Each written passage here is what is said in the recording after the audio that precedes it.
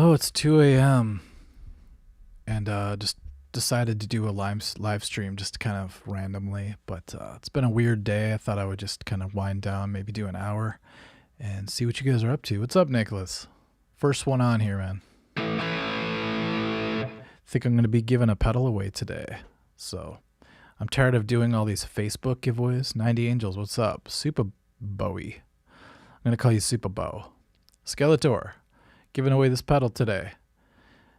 Francis Flores, Cameron, Hayden, Angel, B, Cam, Elder, Wendy. Damn, this is crazy. I'm going to give away this pedal today because I just feel like it. It's been a weird day. I wanted to make a little announcement later, but just hang out with you guys for like an hour and try out some new gear. I've got these new headphones, and I am not... What's up, Jason Smith? Arthur, 1 a.m. here. This one...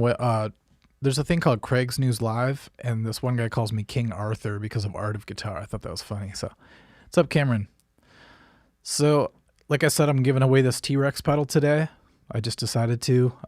Made a few adjustments to the equipment because last night I did a live stream, and I realized that, number one, my microphone, what's up, EL Burlad? My microphone was a little too quiet, a little too bassy, so I'm like, what am I doing? I've got UAD plugins, you know? Let's see if you guys can see this here. So I've got this console, right? And the funny thing, the big deal about this thing is that it has plugins that you can put in before the chain. So you could basically put a Neve emulator, but it's a Neve preamp. So I could basically boost my microphone as much as I want to, but I had nothing on my vocal chain at all. So basically, I'll shut it off. Hear the difference. Hey, what's up? See how much quieter it got? So now I have the Neve processing, and then I also put on this mastering plugin, which makes me a little bit louder, and it also makes it so that if I'm super loud, it holds me back a little bit, so it kind of compresses me a bit. So that's kind of cool too. And then I realized because of my embarrassing blunder, it was like a big deal. I was like, I'm going to interview Corey. It's going to be such a cool podcast. And then I realized through 3 hours of playing, I was in clean sound when I thought I was in distortion. And all of that is because of one stupid button. That's how it goes with engineering. So right here, this one red button.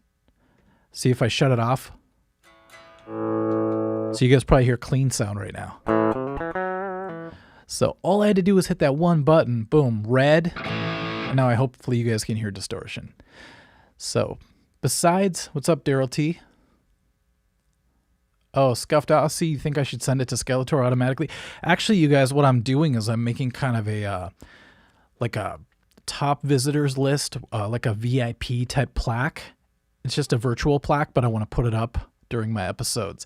And I want to have everybody who contributes a lot of, if they come in and they stick around and they talk and they guess on the riffs, stuff and all that. I want to put them on the top list. But for the giveaway, I might do something different because it's going to be a little bit tricky to get it to everybody. Because first of all, it has to be in the mainland United States. Because one time I gave away a guitar. Ooh, sweet, sweet asthma.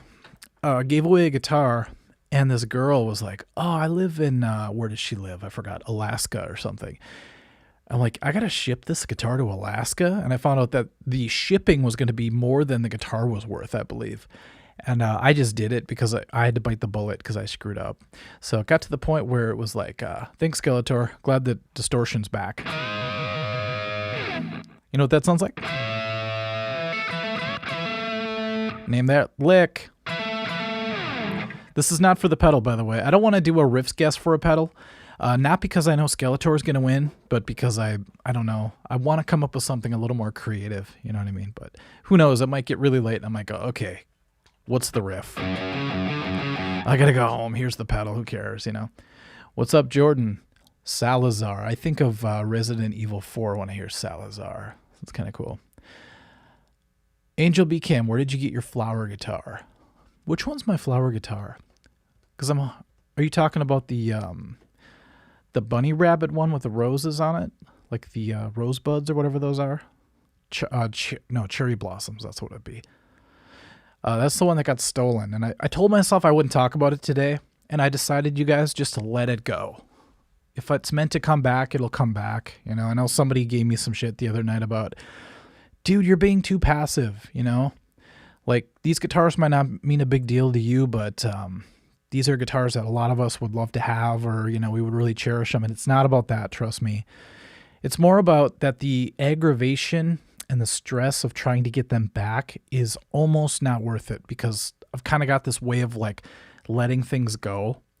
And if things just kind of come back to me, then they're meant to be. It's that old saying, you know. Okay, Philip Shaw, so you can't actually hear your guitar yourself. No, I can. That's the problem. So that thing I just showed you, hold on, I'll bring it back up here. You know, the thing with the mixing board? Where the hell is it? Okay, there it is. The mixing board is very cryptic because there's a pre and a post. And I thought I was hearing what you guys were hearing, but I'm not. I'm hearing the pre, obviously, and you guys are hearing the post. So if these lights are blue, it's all it takes, like that and that. Now I don't have any mic processing and my guitar's probably clean, right? But if I click these red buttons, then it engages the microphone plugins and the guitar plugins for the post, and all of a sudden you guys can hear it. So the whole time it's really embarrassing, but I thought I was rocking ass. I was like, I'm rocking these riffs, everything's sounding really good, it's a great live stream. And then 14-year-old guitar says like, why don't you have any distortion on? And it was like the last 10 minutes of the whole thing, and I'm like, what? Quit screwing with me, dude. It's way too late for that. I can't handle this right now. And it turns out he was right. I was completely in clean sound, and you guys are just too nice. I know. You're probably like, oh, he's just doing something new. He's just maybe trying to play in clean and see if he can do it. But honestly, I thought I had massive, awesome distortion going, and it's very embarrassing. And I thought, God, thank God I didn't do that when I did like a big interview with somebody. I mean, no offense, Corey, because I interviewed Corey yesterday, but he's cool. He'd roll with it. But if like Bruce Kulick or somebody was teaching me some licks and I'm like in clean sound the whole time, that would have been embarrassing, you know, especially because maybe Paul Stanley would have seen it. So, okay. Iron Horse is here. I'm seeing a lot of new people. Is this because I signed on at 2 a.m.? That's crazy. Dismay YT. I love being here at night, man. I had a rough day. I'll tell you guys about it some other day, but a lot of big, crazy things happen, and I'm just like, damn, I got to live stream. I got to play some guitar. I got to talk to you guys and give away a pedal and the T-Rex pedal, by the way. I should actually hook it up so you guys can hear it, but you guys are just going to have to win it and check it out yourself. So, oh, you know what? My background is so screwed up today. So I set it to normal, you know, so it's like, this is my room where I teach or I do my videos typically, but I left the green screen thing, the box checked. So it thinks that the blue in the other room is the green screen. And so you can kind of see Pac-Man stuff happening sometimes in the blue area. I think that's really funny. So I'm going to leave it because it looks kind of cool to me. So Testomaniac. Hello from France. Au revoir. Is that the right way to say it? Bonjour. I've been to France and I thought I was like speaking in French, but I was like, I must have sounded like, you know, such a loser because I was like saying 3 things over and over again. And we were there for about 2 weeks, so it was kind of cool because I could actually start to pick up on what people were saying. It was nice. Like I was like, bonjour, ça va? And they're like, ça va, ça va, ça va. So just back and forth. So I thought I was like blending in a little bit. So, all right, people say I have a good tone. Okay, I have a little delay because it's the 80s rocker in me.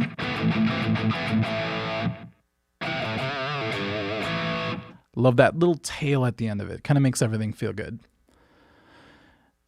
Oh, did somebody guess the first lick? Let's see.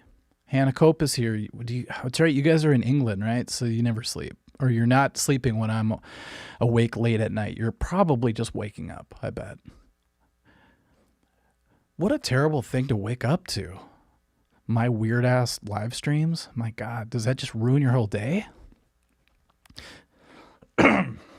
Okay. Adam Lundell. What's the hardest song you've ever learned on guitar? Probably, well, there's a few jazz pieces that I really had trouble with, but when I actually went to play with this one project. It was a teacher who was a piano teacher, and a lot of her students wanted to do like musicals. And musicals are really tricky because they don't follow the same formula that you're used to as a player, as a guitar player.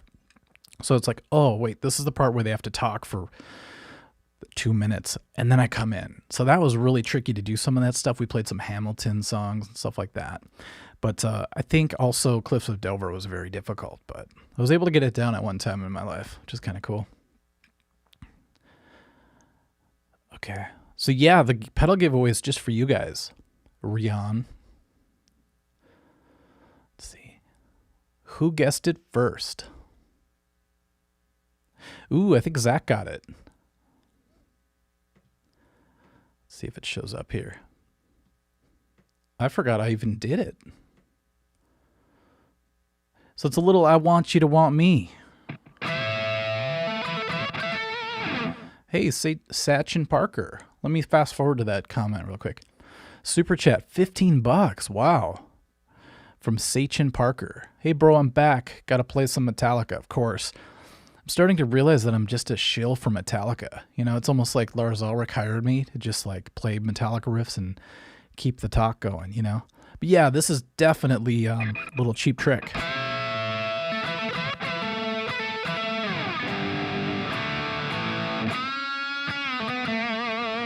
When you play that live, there's just this excitement that happens. I love it. What's up, Sam? And it goes like...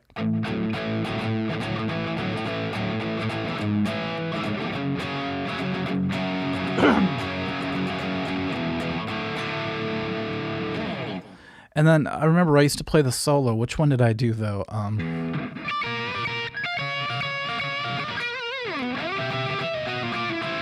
Something like that. There's some elements to that, but... a lot of fun. Loved it.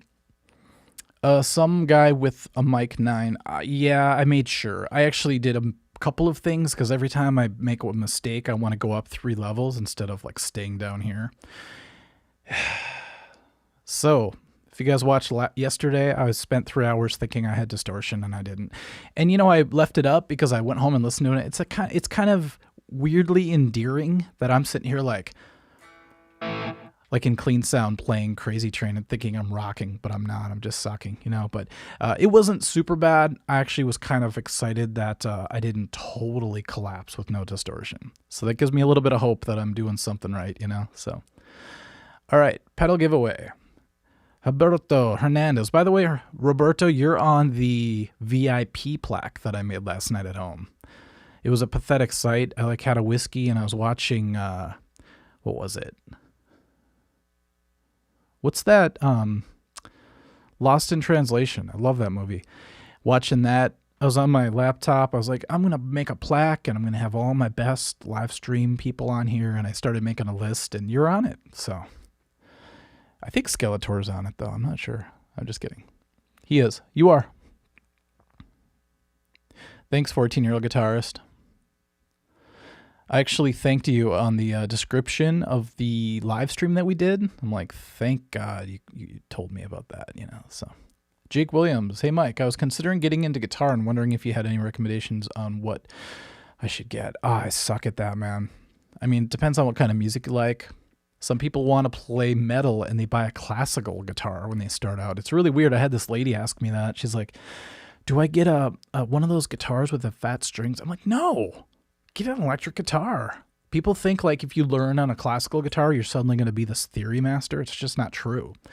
The truth of it is a guitar, as long as it has 6 strings and, at least 21 frets, you can play almost any style of music, you know, even classical. If you buy an electric guitar and you want to learn classical, you just got to throw it on this leg and then play a little Randy Rhoads or, I don't know, start off with Blackbird or something. You know, it's not really classical, but it'll get you finger picking, you know. Yeah, Cheap Trick, Pure Magma. I want to remember the solo I used to do that for that song because I used to play it in the band. It was a lot of fun. Because my friend would do the really cool second solo, which was like... but I would do... God, I have such a bad memory when I have to go back to my old band sets because we would play 52 songs a night. So we'd play everything from like No Doubt to Cheap Trick to, we even played some Metallica songs, which was fun. One of the best memories was when we'd kick into For Whom the Bell Tolls and everybody at the bar was like drunk because it was the end of the night. And also we'd be like, and I don't know, it was fun doing the,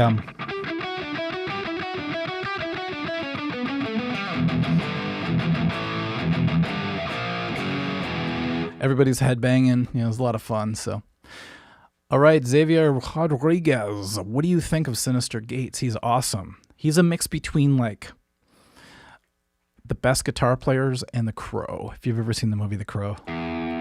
One time when they played live, his string broke during one of his solos, and he just did the little crow dance and walked off the stage.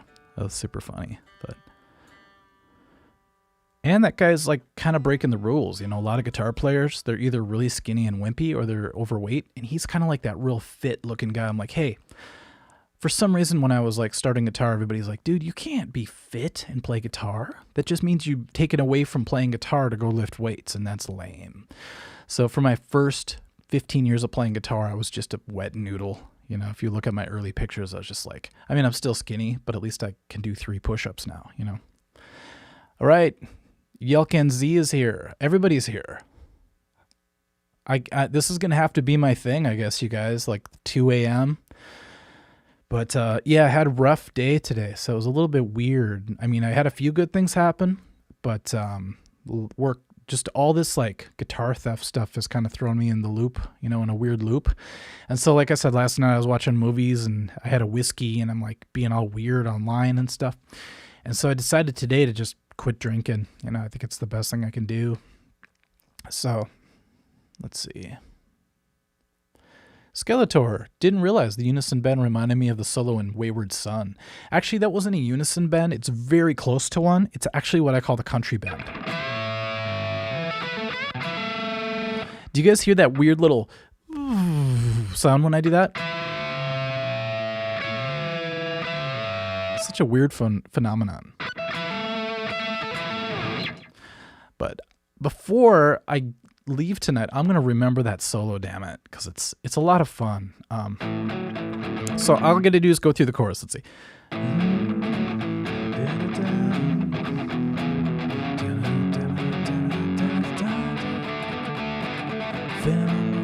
I love that. Feeling all alone without a friend, you know you feel like dying.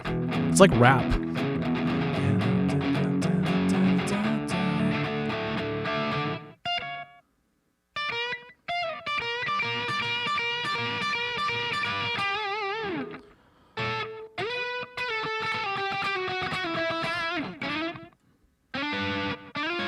Damn.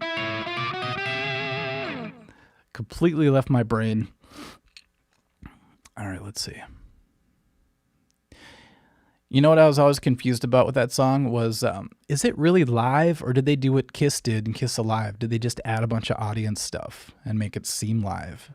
And I think it's actually live, but maybe they did like the same thing. They like played in front of a small crowd, and then they piped in a bunch of like noise, like crowd noise and stuff. And then when there was a cool part, they like swelled up the volume, so it seemed like everybody just started cheering really loud. So that's kind of cool.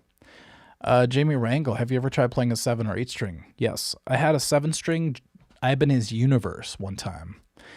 And I just looked for any excuse to play that low B string. And I was really into Korn at the time. That's kind of why I bought it. Especially Steve Vai released Passion and Warfare around that time. And I'm like, man, I got to get myself an Ibanez, Universe. And I loved it. I just didn't play it enough to justify it. So I sold it to my student, and then I wanted to buy it back at one time. And I tell the story every live stream, but he ended up selling it for drugs. And he told me, and he's like, sorry, man. I was jonesing one night and I just had to sell that thing. So I'm like, damn it. That guitar right now is probably at some damn pawn shop right now. Such a bummer. Yeah, Skeletor knows the story.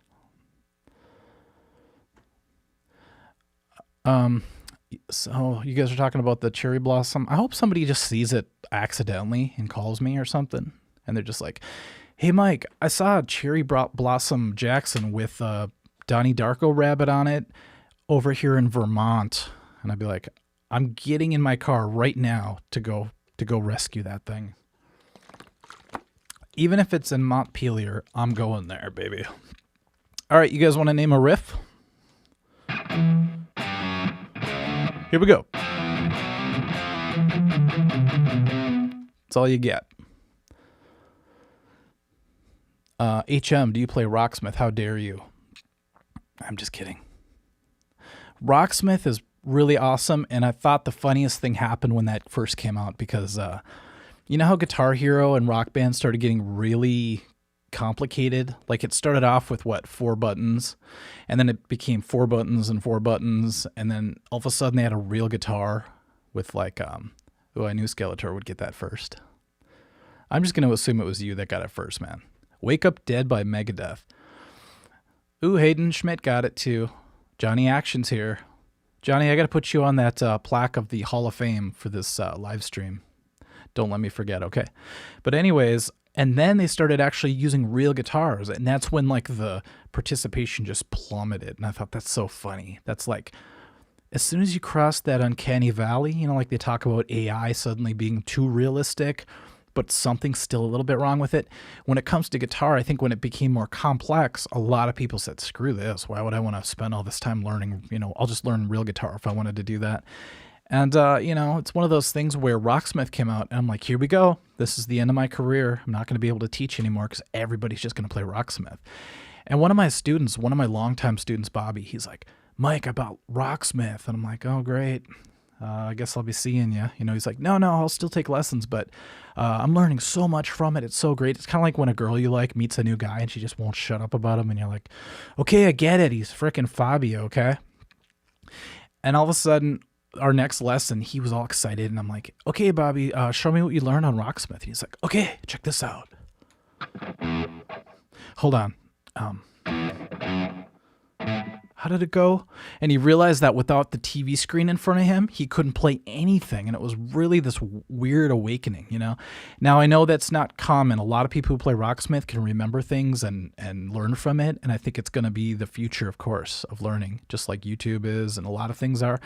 But I just had to laugh at the fact that he was so excited about a program. And then when push came to shove, when it came to actually play it, when the rubber met the road, as they say, he just blanked out completely, kind of like I do when I try to remember songs from 20 years ago. But let's see. Lorenzo Savi, if you play Flood's outro, I'll send a photo of me crying. I'm not tuned for it, but all I know is I learned it from my riff video, and it was a lot of stretches, And I'm like, you know what? That stretch is so cool because you have the 5, you have the power chord plus the 9. And ever since you have the Police doing that. You've got a lot of bands do the 9, especially Drop D sounds like the 9's at it all the time.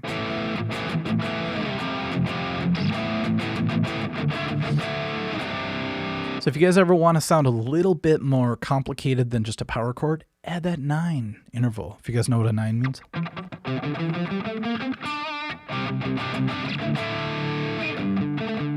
Reminds me of Dream Theater.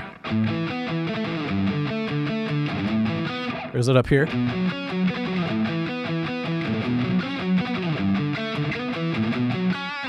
Same kind of idea, so.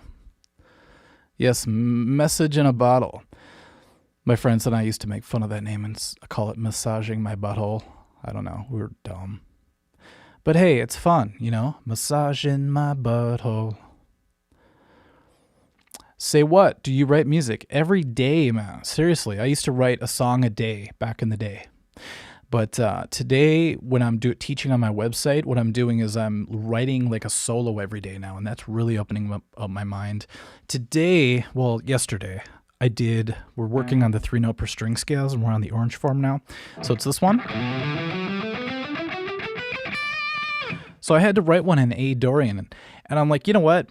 It might be fun to just write some creative sounding thing, but I also need to teach my subscribers or my members how to do 3s walking up and everything like that. So what we do is we outline the chord first. We go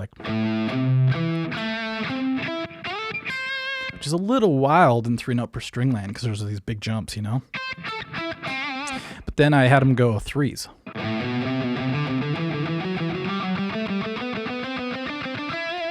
and so on with a backing track, and it's super fun. So I guess you wouldn't really call that composing as much as other times when I just write complete solos for exercise purposes. But I've got this new like feeling like I want to start to write songs again, so it's coming up. Not just guitar instrumentals either, because I really love good melodies, good lyrics, great vocals. It all seems to hit home. You know, I think that's what the world's missing right now are good songs. The craft of writing a good song seems to have been put in the back seat for cool sounding things, you know? It's like when you get a new toy and you just want to use that all the time. And you're like, wait a minute, I'm making a bunch of sounds. It's cool, but where's the song, you know? Pronoi, what's up? Do I play Fortnite? No, but if I did, I'd probably play it 24 hours a day. I'm one of those kind of people. So I got to stay away from those kind of things because I'll just go crazy, you know. But I did have a weird drug experience once where I was in Minecraft, basically. I was with a legal drug at the time. But I was into like meditation a lot, and I was doing these crazy things. And this thing I took literally made the world into like a cartoon. And then it disappeared, and I was in the void, kind of like that movie Get Out, where the guy's like floating in the blackness. And then everything started popping up like Minecraft. It was like boop, boop, boop, boop, boop, boop, boop, all around me. And I'm like, okay, I guess this is my world now. So here I am. I don't know if I ever came back to the real world. Let's see. Natasha, what's your favorite British metal band? You know, I don't really see bands as British or American, you know. No, I'm just kidding. British metal band. That's a tough one because I know a lot of British rock bands. Name some. I'm sure I love a lot of British metal bands, but sometimes I just don't know where bands are from, especially these days. You just hear a band and you're listening for an accent, but it's a weird phenomenon whenever a British singer is like singing a certain way and all of a sudden it sounds completely, you know, Western. I don't know how else to put it, but all right. Play the heaviest chord in E standard. You know what you do to make a heavy chord? You guys might know this trick. I call it the Weezer trick. It's where you just play a power chord on the 5th string, so you're like, but then what you do is you just bar across the 6th string. And then you could do the old trick where you, let's see if I can do it here.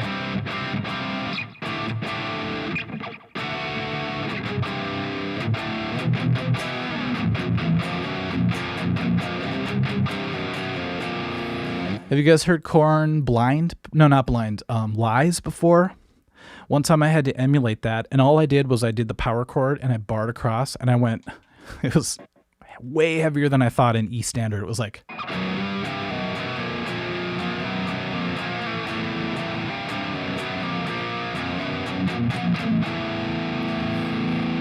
so it's funny how heavy you can get in E standard, actually. It's pretty amazing. I love it. And it's really just adding that extra 5th interval underneath that does it. So, Randall Burke, what's up? You look like my brother in your picture, man. Iron Maiden. Cemetery Gates riff. Which one, though? Because with this kind of distortion...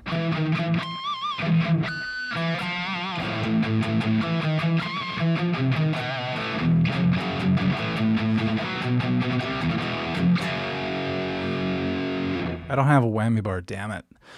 But I'm about to do a video on Cemetery Gates, so keep an eye out for that, okay, you guys?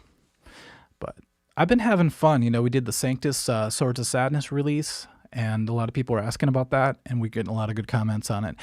And then I even have some people working on the solo, but I think somebody wanted me to do a video on how to actually play the song. So I think I'm going to do like a Guitar Pro, and I'm going to tab it out for everybody, and I have to double check it with Al and make sure I get all the parts right, so... Roberto, have you heard Wolfgang's new song, Van Halen's Son? I have not. What's up, Ryan? Down has a lot of good songs, says Mr. Lease. Of course. Down is one of those bands where I was really into Pantera, and then all of a sudden I belonged to that Columbia House thing where they send you CDs in the mail or whatever. This is way back in the day. And they sent me Down, and I just put it in, and I'm like, no, I'm not ready yet. I'm still stuck on Pantera, so... One of these days, I'll definitely, I don't know, whip it out. It sounds bad, sorry. Nicholas Newton, bruh, Minecraft trips. definitely. I thought it said Minecraft tips. I'm like, well, if I'm in Minecraft right now and I'm supposed to give you a tip, I'm afraid I'm the one that needs to ask for tips. Sorry about that. CC or Irino, see, I'd acknowledge you because you say, can you acknowledge my existence? If you had a damn name I could pronounce. Let's see. Lorenzo Savi. Mike, I was watching YouTube lessons to understand Hallowed Be Thy Name main riff, but it doesn't sound right. Do you know how to play it? I think I've played it before, but not enough to teach it right now. Remind me, okay? Send an email to... You guys know what I'm going to do, right? Oops, not to that. Let's see. Boom. Yes. artofguitarinfo@gmail.com. Last night I helped a lady with, it was Sandy. She's here sometimes. She's trying to play a song with open chords, and she's like, how would I switch from like G to C the easiest way? And I had to teach her the folk, F-O-L-K way of playing G. Because it's so easy to go to C from that G. So I like doing these little lessons for people if they ask. But not too many because I'm still catching up on my emails. So if I got flooded with a bunch of requests, I'd probably freak out and just, I don't know, play Minecraft or something. So, Tycho Vi. Is that your real last name? That'd be cool. Actually, that'd be a lot of pressure. That'd be like being named like Tyson and going for your first boxing match. Like you have to live up to that name. So Tycho would have to be very good at guitar. Is the real skill in writing or playing? That's a great question. Because I don't think it's necessarily always skill when it comes to writing. Whenever I get to writing and I really just get in the habit of it, things come to me. It's almost like you have to conjure it up. It's very strange. Whereas playing, the skill is in just repetition and getting mechanically good at something. So I think I'd rather be a great writer and learn how to play decent than to be a great player and have nothing to say. And that was a very, very hard thing to realize in my life because I was going after being the most technical guitar player for a lot of years. So, okay. Say what? Bro, would you do DMT? Kind of. Salvia, it's very close.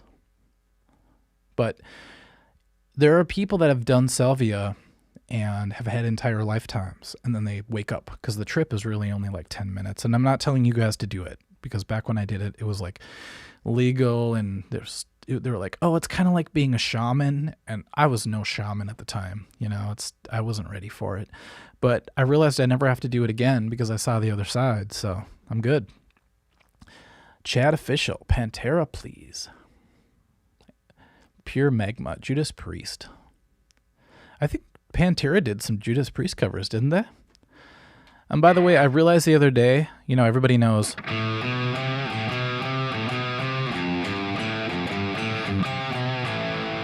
But my favorite part of Breaking the Law is the end of the song where they say breaking the law on the other beat. And I kind of want to do a thing like, you know, I kept talking about Lars Ulrich switching the beat, but you can do that as a vocalist too. And it's really cool. So Pantera, Chad, I just did a Pantera song earlier, but I think one of my favorite ones is still.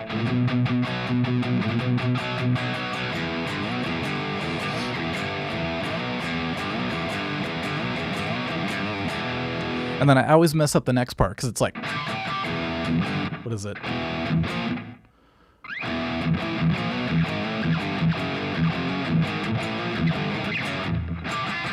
See, I just have to make it up because I completely forgot it. That album came out, I think, when the Gulf War started. And I remember somebody had a tape of it. I'm like, these guys are killing it, man. Especially when I think it was the walk solo that got me. Because it was like... No, I don't think I'm tuned right for it, but he does this really cool, like, pattern. And then the whole... Let me see if I can remember it.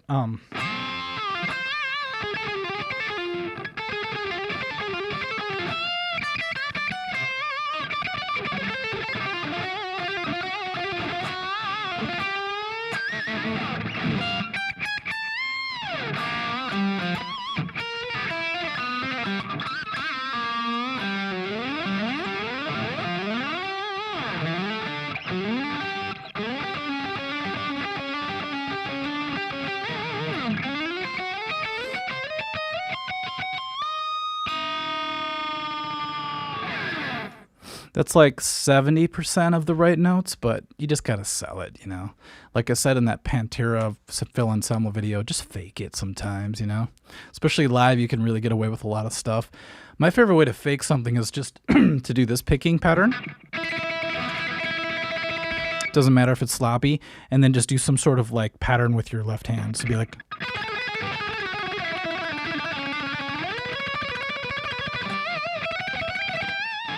People all think you're shredding, but you're really just going crazy, you know? But what's the difference sometimes, right? Okay. God, I missed like 30. Oh, I'm sorry, you guys. I missed like 30 comments. This is crazy. But yeah, I decided I'm going to quit drinking because, you know, I played a lot of country bands, and during the show you have like a whiskey or two, and then you're having fun, and then you relate fun to drinking. And then when you're not playing live, which I quit my last band, so I'm at home, I'm watching a horror movie and I'm like, you know, it'd be kind of fun to have a glass of wine or something. And so, you know, you have one glass of wine, then the next night you're like, oh, well, it's 4 a.m. What else is there to do, you know? And so I had this bad habit of watching horror movies, playing guitar, and having a little sippy, if you know what I'm saying. And I'd go to bed and I wouldn't sleep very well because like alcohol messes up your sleep schedule. And then, yeah, I'd wake up with like, I'd be dehydrated and it just felt really gross, you know? Excuse me.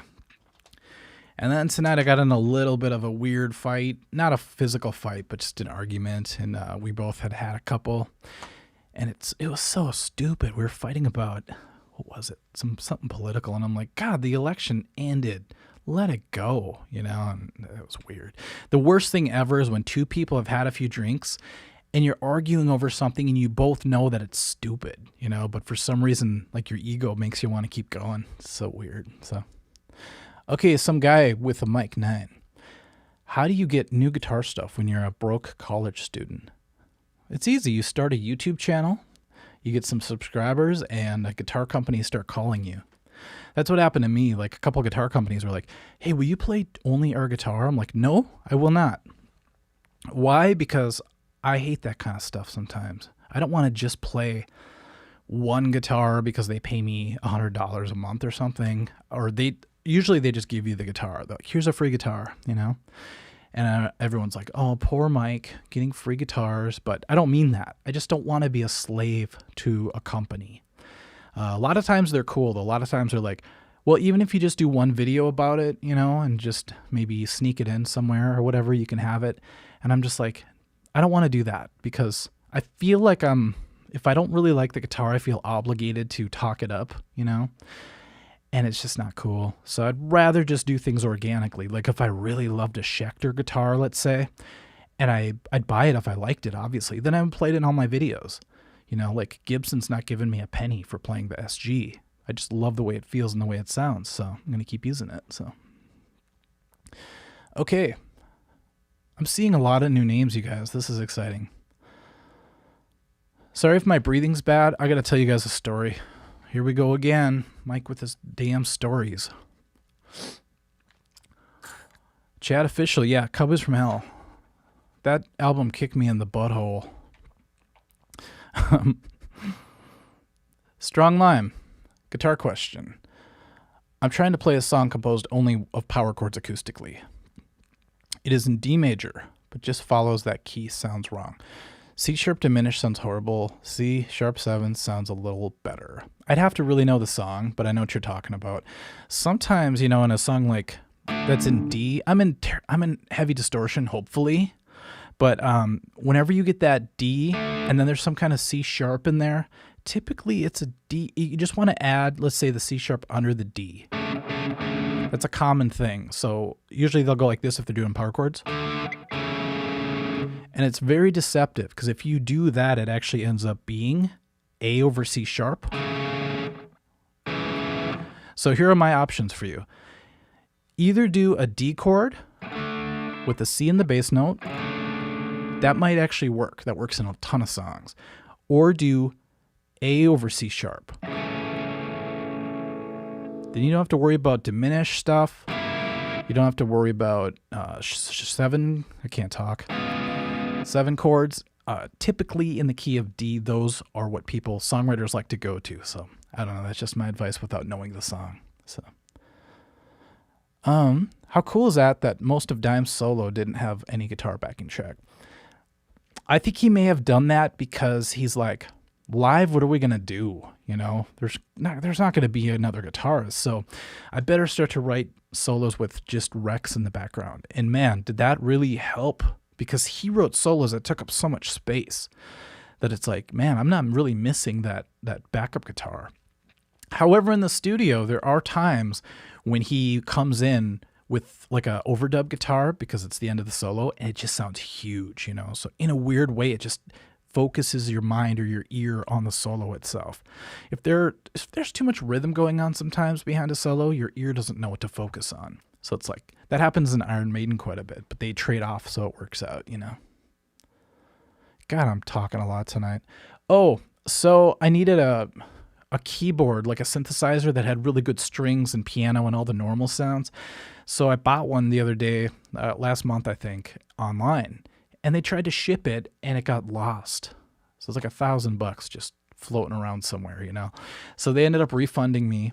And so my friend said, hey, I'm selling my Chronos. So I drove to his house today. It was like half-hour drive. Get to his house. We're doing all the safe, you know, mask stuff, staying away from each other for the most part. But he had 2 cats, and I'm really allergic to cats. And these were not normal cats. These things look like, oh my God, like if a cat got electrocuted, like the hair was like sticking out like this far out, and they were wobbling towards me. You know, it was kind of weird.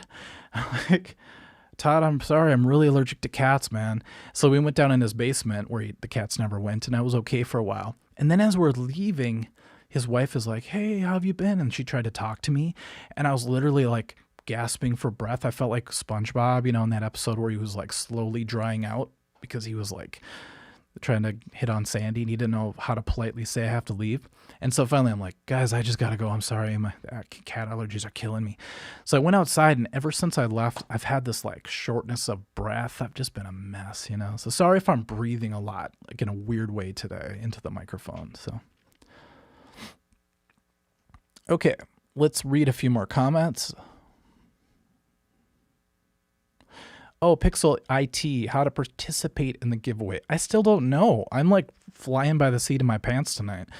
Simply because I got in that argument tonight, decided to quit drinking. Just so many things are floating around, and all of a sudden I got this crazy idea to give away this pedal. T-Rex replay box.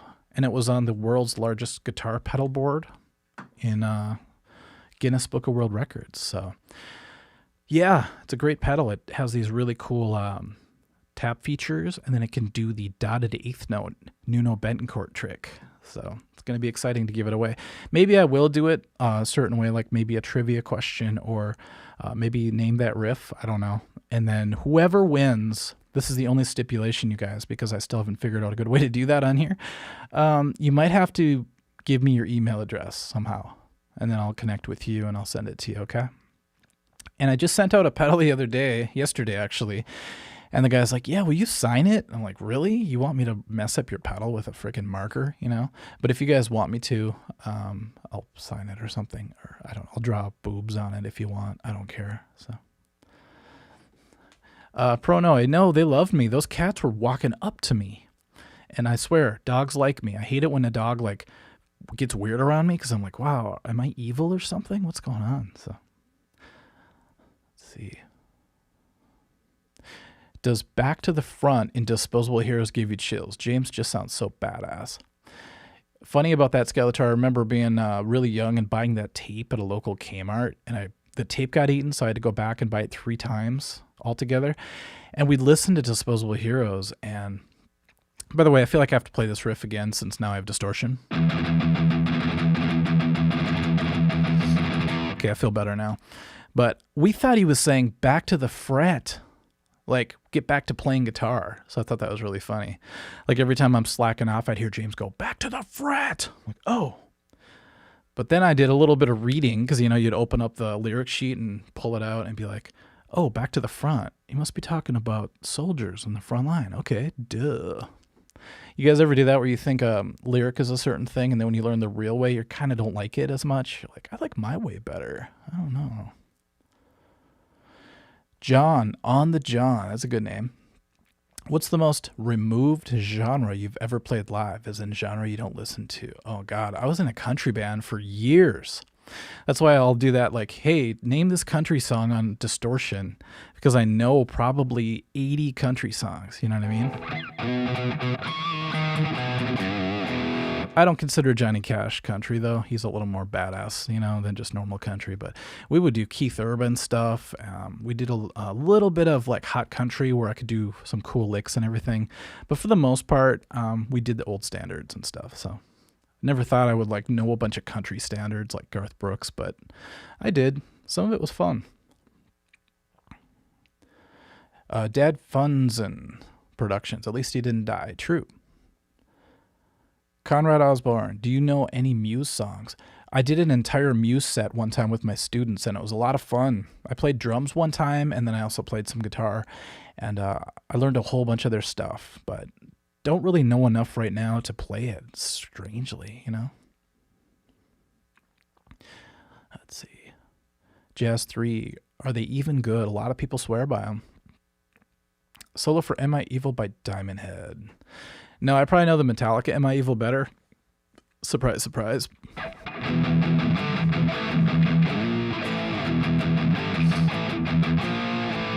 How does a solo even go? Because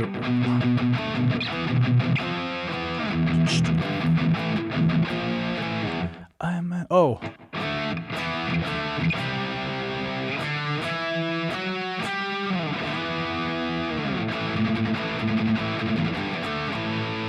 Did you guys see Metallica play that for their 30th anniversary show? And they like got everybody on stage to play that, I believe.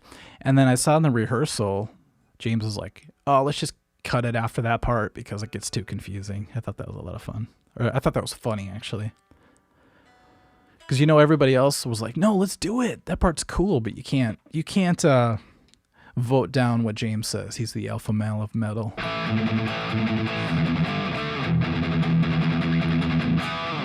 No, I think it's... What is the solo for that anyway? Kirk probably goes... Just knowing Kirk, it's got to be in there, Lane Staley, inject yourself with cat blood and your allergies will cease. All right. I'll go do that now. That's got to be a tough thing to, do. Could you imagine chasing a cat around with a syringe and trying to, give me some blood? Come on. Next thing you know, your freaking eyeball's gone because it swiped you in the face. That's what they do. Natalie Farr, kudos, giving up drinking. It's the right way to go. I know, but it's also kind of boring. Maybe it's just because I'm in the throes of it, but sometimes it's fun to just toss one back, So I think the trick from what people have told me is to replace it with something else. And one time when I quit for a long time, I drank coconut water. And I'm like, this sucks. But it was better than waking up with a slight hangover every day, Let's see. Pronoy, I'm not going to ship internationally, so whoever wins it has to be in the mainland area because I'm not going to spend another $300. It's one of those things where people say no good deed should go unpunished, and what else do they say? They have all these sayings for it, but you try to do something really cool and give something away, and the next thing you know, oh, you live in Alaska? Okay, I guess I'm paying $300 for you to get a free guitar. It just doesn't, I hated that. It was kind of sad because it made me not want to do it anymore, And so I realize I have to now say it has to be in the 50 state area and all that, or 48 state area and all that stuff. But okay. Johnny Action says he'll pay shipping. That's something to consider. I mean, if I have your email and we can exchange hey, are you cool if it's $90? And you're like, sure. Not that it would be $90 for this, unless you lived in Germany, like my friend does. I sent her a DVD. And I paid $60 to get it there faster. And I'm like, okay, as long as it's not on a barge somewhere, So, and it still took 8 days for $60. I'm like, wow, this DVD is worth $10. This is weird,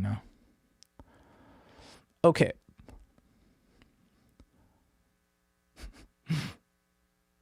Best Gallup riff ever, Gabe Robinson. Okay, that's tough, man. I'd have to give it to freaking Barracuda. As soon as people hear that, they know, But But of course, you could also consider Slayer galloping or Battery.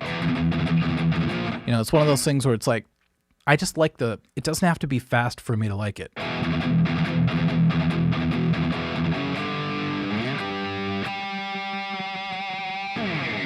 So that's my opinion. Dave Grohl. Not Dave Grohl, but Dave Grohl. True story, my neighbor's cat ate my rabbit. Holy crap, dude. Yeah, we don't realize it, but cats are vicious, man. I mean, I think I have a cat's soul. I hope I have a dog's heart, but a cat's soul, because I have that tendency to want to sleep a lot, and I don't know, I get really finicky. But when you look at a cat attack something, you're like, man, if that thing was like big, like up to here, holy crap, that thing would be like a puma. It'd tear your face off if it could. One time I actually had my friend's cat, and he's like, can you just put her outside? I'm like, sure. I didn't know it wasn't declawed. Picked it up. The cat grabbed onto my forearm, like all four paws. And as soon as I tried to put it out the door, it was like, scrape. I had all these crazy marks all the way down my arm. I'm like, do I need to get a tetanus shot? What do I do? Okay. I love you guys' comments. Thank you. Yep, Folsom Prison Blues.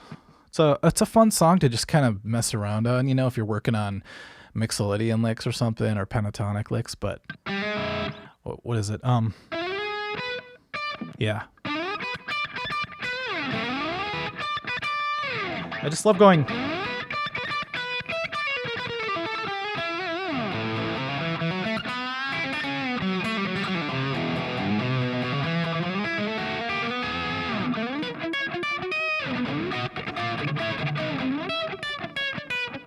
How's it go? I used to play it. I don't know. It's really cool though.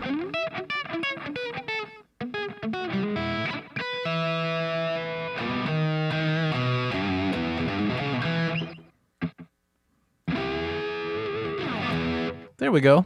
Country metal. Metal country. Muntry. Credle.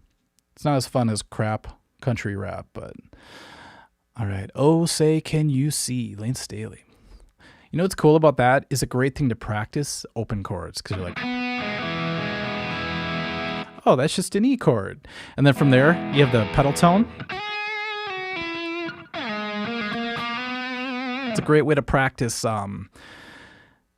grace notes.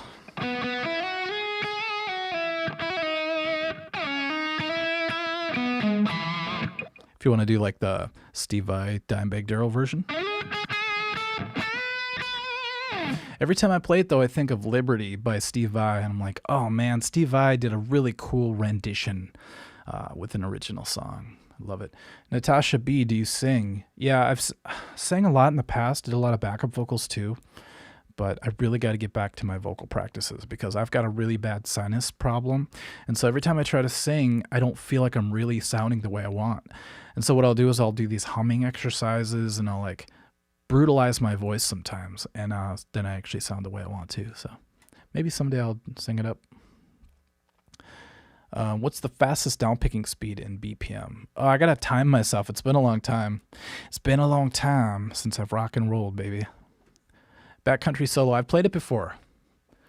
All I know when I start doing my downstrokes is I have my nightmares about playing Livewire, and then it really inspires me.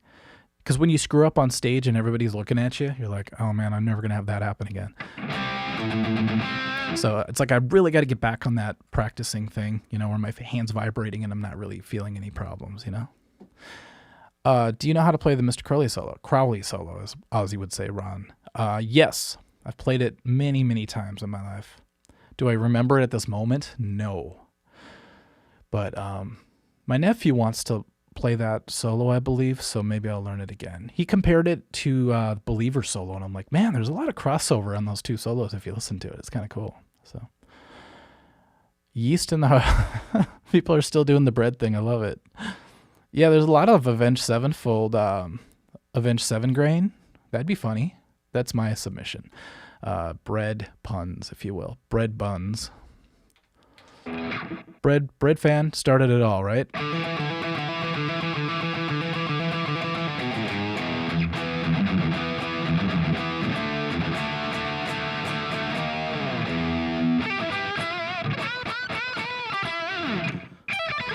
See, Kirk always does these same licks.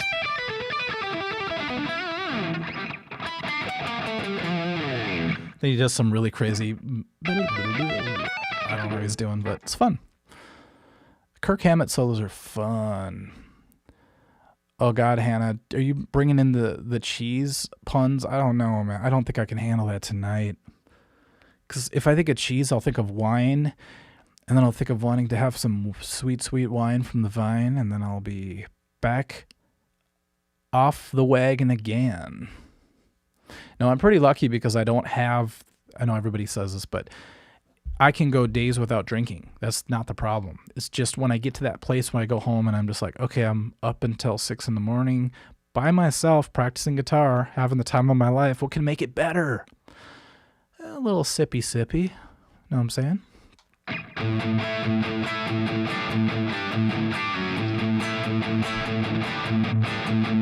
I was kind of reviewing all my old Motley Crue riffs from the tribute band.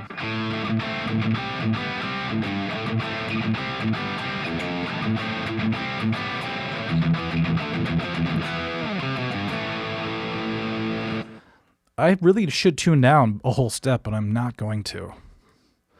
Let's see.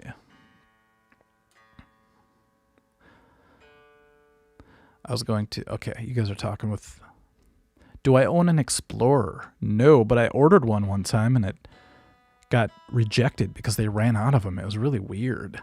Same with my Eddie Van Halen guitar that I ordered. As soon as he passed away, there's no way I was ever going to get one, so I just had to cancel it. It was kind of sad. Sahas. Sometimes you... I was reading some comments the other day, and it, like I said, it really looks like I'm kind of ignoring you, but I'm not. Hanger Cat. Okay, Sahas, we got to have a talk, man. I was reading some of your puns, and someone's got to tell you this, man. And I hate to be the one, but I don't think you quite understand the pun process yet. I know you're pretty young. So as a pun master, I'm going to anoint myself pun master. I got to help you out. So you can't just say, like, maybe that wasn't a pun. I'm sorry. I'm going to use this as an example, though. Hanger Cat. So let's say you're doing a pun for Hanger 18. You can't say Hanger Cat. It's got to kind of sound like 18 to really work. You know what I'm saying? Hanger, I don't know. I can't even come up with one right now. Being the pun master is tough. There's a lot of pressure. And I'm not even actually the master. Whoever said don't bread on me is the master. So, but I think it was Sahas who kept putting up like if it said like Eye of the Beholder, it was like instead of Rye of the Beholder, which would be funny, it was like Eye of the Doe or something like that. And I'm like, how do I break it to Sahas? I feel bad. I don't want to be that dickhead, but someone's just got to say something, you know. So watch I never see Sahas again. Like, damn it, dude. I was just giving you a little bit of advice, you know? Did you guys start a new pun? Not the cheese one, but a different one? Like cats or something? Pun Lord. Okay, Sahas, say something, man, so I know you don't hate me. School's out. Christian. Awesome. I actually did that for my riff video. And it was fun because it was like, how does it go?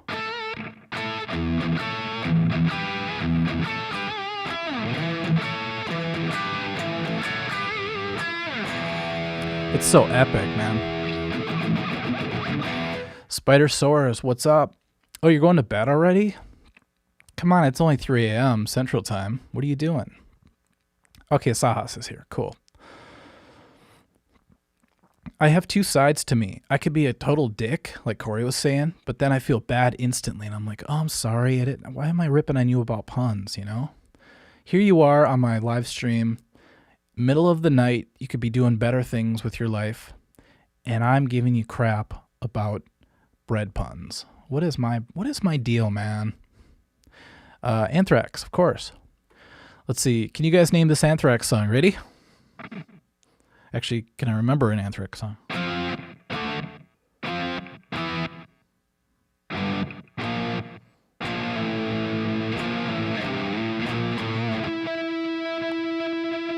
Gotta be in tune.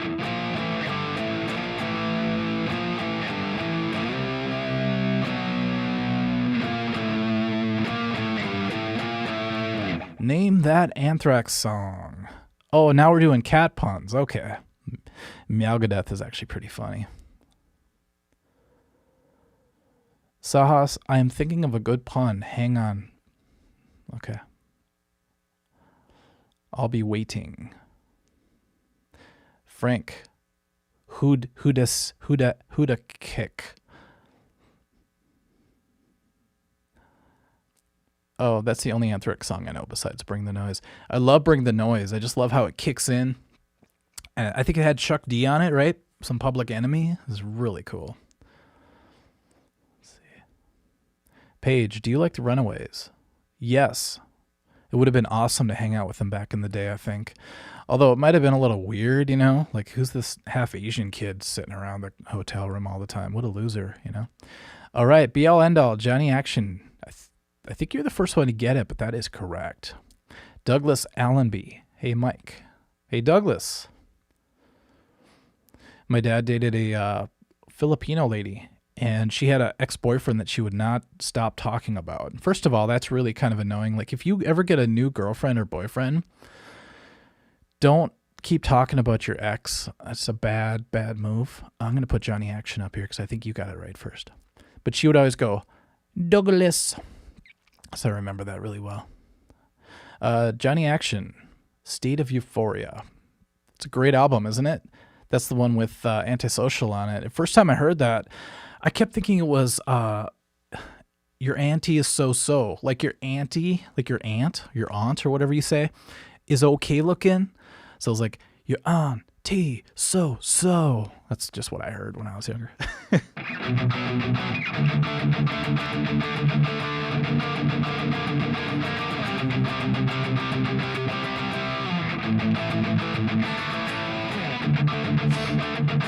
I remember the video distinctly because obviously the yellow and red colors stand out, but it was, oh God, it was really cool. What part really got me? There's two parts. Okay, so when the drummer starts playing and he's playing the hi-hat really fast, you know, he's got the old, just the fast hi-hat hand going. That was really cool. And then at the end when Dan Spitz starts headbanging and his hair does this cool thing, and I'm like, oh, these guys are awesome, you know. But okay. Still going to give away this pedal, you guys, so stick around. I just think Antisocial's funny. You're on a train ride to no importance. I'm like, guys, I'm trying to figure out your lyrics here, and you're not helping very much. You're on a train ride? Who says that? You're on a train ride to no importance. Of course, I probably got the words wrong like everything. We didn't have the internet back then. Yo, Mike, who is on the VIP list for streams? Definitely you, Nicholas. Let's see. I don't know what kind of puns you guys are doing. Psychofacial. M. Coons. Enjoy the channel. I haven't played in a while. Had an Alpine white Les Paul Studio that got stolen. Wasn't insured and haven't gotten another one. And they don't want to buy a cheap. And you don't want to buy a cheap one. Well, why not? Pick up a $200 guitar and just mess around on it, man. Like if you had a Porsche and it got stolen, but you still had to get places, I think I would buy a crappy Volkswagen Beetle or something. I don't know. Those are actually not cheap anymore. They've come back as hip, right? So everyone needs one, so now they jacked up the prices. But I can relate with the stolen guitar thing, and I think I just got really depressed about losing my 5 guitars, and I just gave up on them. I'm just like, well, hopefully if whoever ends up with it is playing them, that's cool.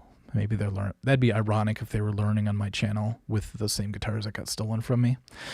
Wouldn't that be funny? A kid's like, okay, Mike's going to teach me Smoke on the Water.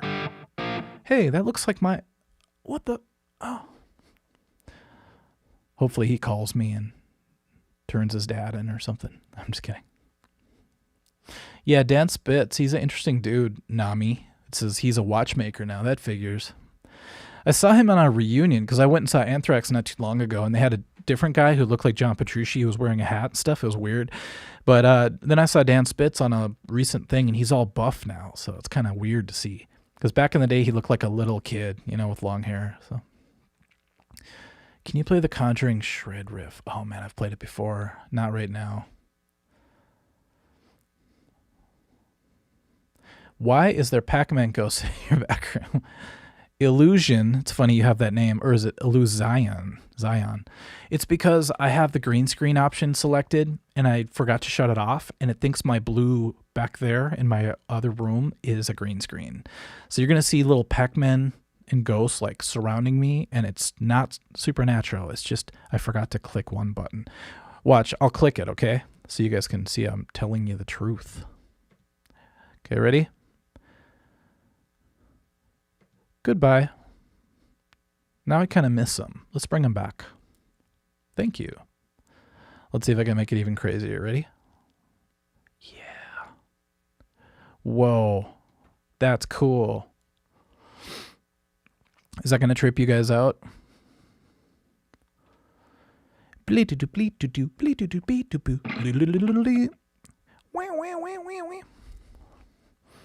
to leave that on. Thanks for Let's Drink Pop. Yep.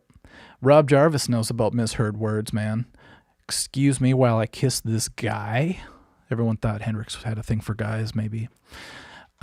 What's up, Marius Hendrix? I just said Jimi Hendrix. That's so weird.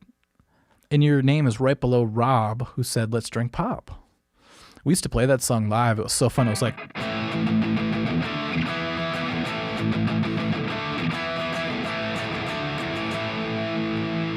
Hey. Oh. All right, let's see. Sahas, Mike, don't feel clawful for the puns. See, you're getting better. I love it. All right, see, Cameron J., you fell for the same problem. Tornado of cats? That's not how it works. It's got to have the sound of souls, like tornado of owls might be better, but if it was puns about birds or something. But tornado of cats. See, I feel like it's my responsibility to educate some people about puns, because to me they're near and dear, you know? Tornado of souls. What would be a good cat pun for that? So what I first do is I think of all the things a cat has, like a tail, ears, whiskers, meow. Meow might be a really good pun to use somewhere. Meow. Meow. Ooh, okay. Give me a few minutes. I know I'm going to come up with some. I just got to tell my brain what to do, and it'll kick some out for me, okay? Especially if you're talking about like Megadeth songs or Metallica songs. It's like, oh, okay. So Anthrax has a song called Now It's Dark. Meow It's Dark. That'd be a good example of it.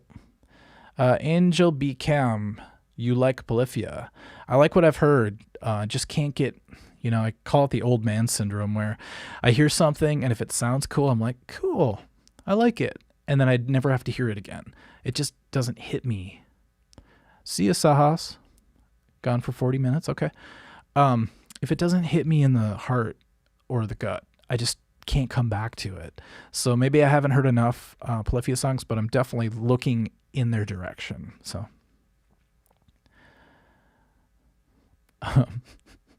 Nicholas Kimball, are you messing with me again? Oh, I see what you're saying. Full screen. I could make myself bigger, but I look better when I'm smaller. No, I'm just kidding. I like having the ability to put up some of these graphics. So I like the neutral background, even though it's Buffy the Vampire Slayer. But I don't know. Favorite Megadeth riff? I actually really love the one that I did but I could probably name 20 Megadeth riffs that I love for different reasons, Like, I even love this one.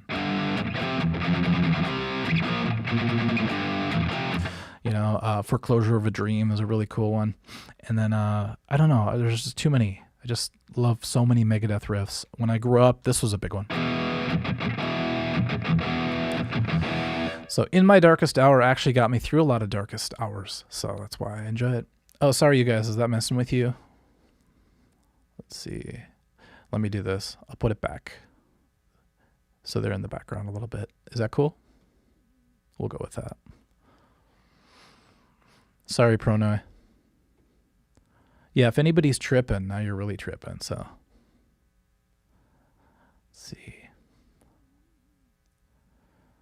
let's see what people have to say tonight. Tornado of Does. That's funny. See, now we can mix and match them together. We could do cat, we can do bread, we could do bread cat, we could do cheese bread cat. We could do a lot of good stuff. So, let's see. Favorite riff, okay, Natasha B. I love the name Natasha, even though my girlfriend who ended up becoming a stripper, that was her name, Natasha. I'm like, what are you trying to be? You trying to be like a Russian or something, like a Russian stripper? I am Natasha. I'm dating Gabib. Let's see. Not that you're doing that, but she was doing that. Favorite riff from the Justice album? You know what? I don't know. Probably Blackened, but I really do love...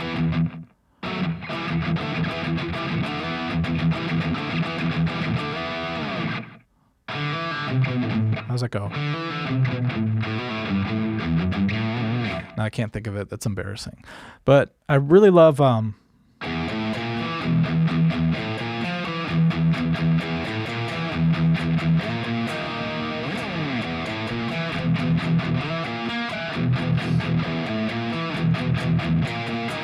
Oh, I wanted to tell you guys my Blackened story really quick. Metallica was already like a mystery to me. You know, people would mention their name when I was in junior high, and I hadn't gotten into them yet. But we had a school dance that I went to, and the DJ must have been cool as hell because he played Blackened. But I remember hearing it and going, this is cool. But every time it said Blackened, I thought he was saying effing, you know, like swearing. And I'm like, whoa. This is being played at a school dance? And then the middle, when James is like, see your mother put to death, see your mother die. I didn't know he was talking about Mother Earth. So I'm like, damn, this is dark. And it kind of scared me off Metallica because I'm like, why would I want to see my mother die? I was kind of basic. I was a little basic biatch back then. But then when I got into one, when I saw the video, I'm like, oh, okay, this is different. You know, this is like, I like this. This actually resonates with me. And then bought the album, and Blackened was the first song. And it just, sometimes when you hear something one time, go away from it, come back, it stays with you in a deeper way than if you hear it for the first time. So, tornado of bread bowls. That's funny. Who knew we could get so much mileage off of bread puns, you know? That's so crazy. Okay, I get this question every time. Do you like Ghost? To Datage. I like Ghost, but once again, I've got old man syndrome where I don't really like grab onto them like I would. Let's say if I was a lonely kid or something and I'm like, I love Ghost and they're my new best friends. But when I heard the song Year Zero, I instantly loved it because, first of all, I think Nine Inch Nails had an album called that, so I like the title. But I love the 70s horror movie kind of ties because I love 70s horror. And so when I heard the, you know, the scary chants in the background, I thought of The Omen, and I love that. So, all right. Storm Sonic Speed 1. Of course, we're talking about Blackened. This is the Metallica channel, apparently. I don't know. Let's see. Best bread pun wins the pedal.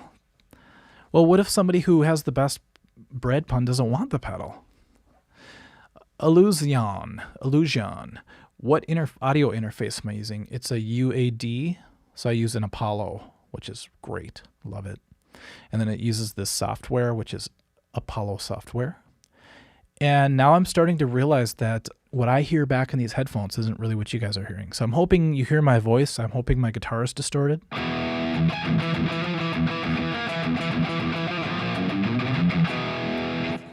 Unlike yesterday. Sorry, I have trouble letting that go.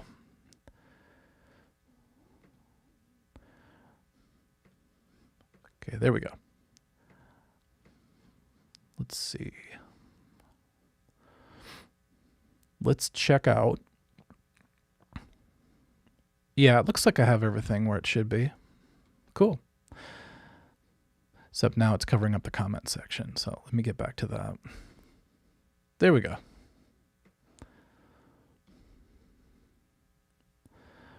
All right. You guys want to do a guess that riff? Let's see. Over and out. Hey, I can't stay. Just noticed you were online. I want to say hi. Hi.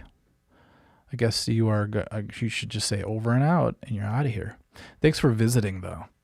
We're getting a lot of people that I've never seen before on here.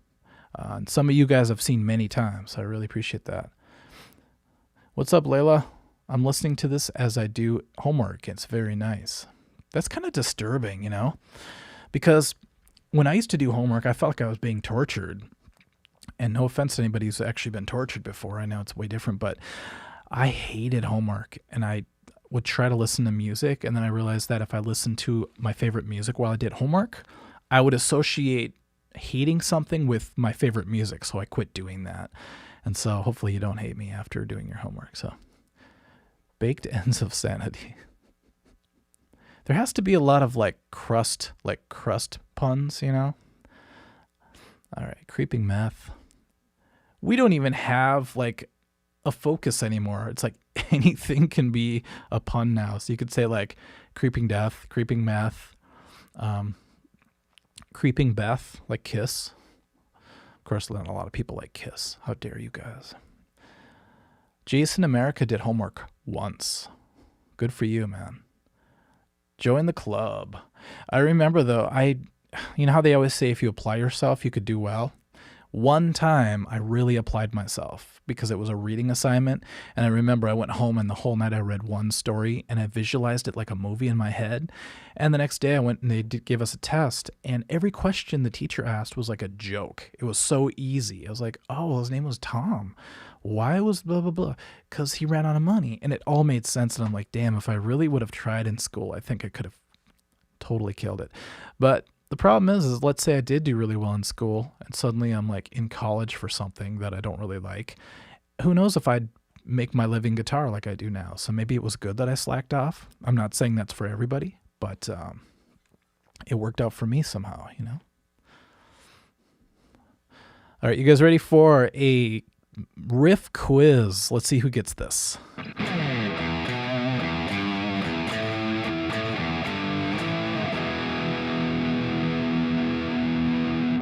Any questions? Daniel, as soon as I did that, you posted, why is Gene Simmons so hated? That's so funny. I kind of gave you guys a hint. Olive Garden, bread hole sun. That's pretty good. How about black hole buns? Black hole bun. Black hole bun. Every time I want to hear Soundgarden, I think of the Cobain chord. I think of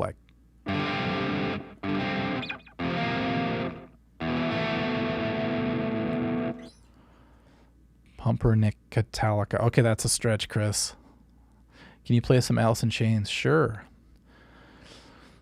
I should really brush up on my Alice in Chains because, I really know the generic songs, you know. Not that that's a bad song. It's just everybody seems to know how to play that and they hear it a lot. But, Them Bones, I think I need to tune down, drop D for that. So, I really want to learn how to play again. I learned it one time from my riff video, but Rain When I Die, isn't that a actual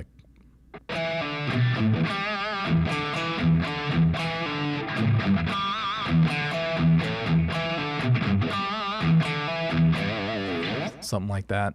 But I still to this day will tell you my favorite Alice in Chains album is Jar of Flies. Just the whole.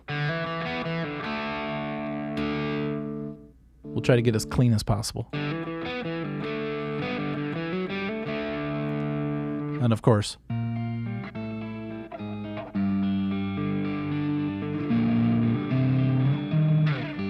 yes, I am too lazy to turn off my distortion. Not after yesterday, though. I don't know if I'll ever get it back if I shut it off, so I'm kind of in reactive mode today. Yeah, Them Bones, man. It's I think it's drop D, but it's if you just go.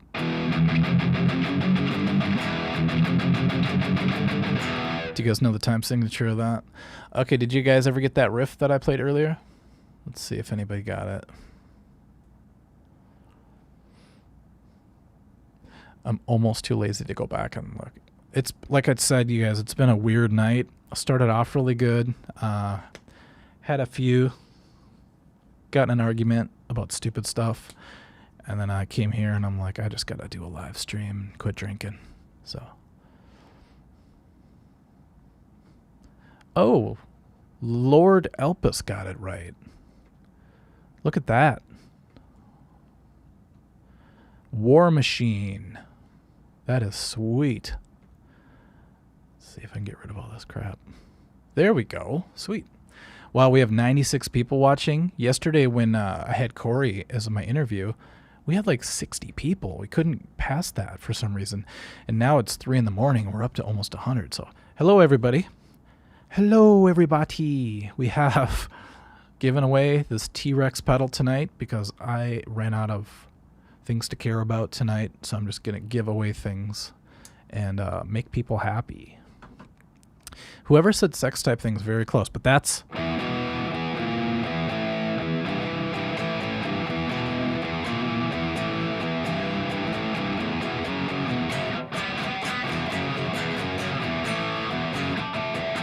Love all the noise. It's great. I never knew it went like this, though, before.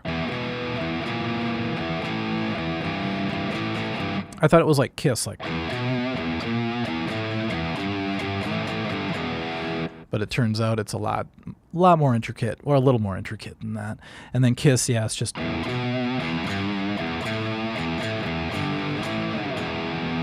One of the most badass Kiss riffs, I would have to say. I want to make a video about the heaviest Kiss riffs. I'm not sure if anybody will watch it, but only because it seems like so many people are polarized when it comes to Kiss that they either want to hear it or they hate it. It's really strange. So, Too Young to Fall in Love or Wild Side. Yeah, we used to play Too Young to Fall in Love. I did earlier, but the part I love is...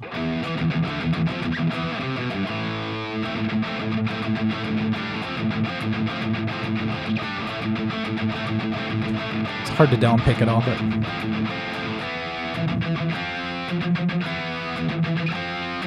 Dance, dance, dance, dance.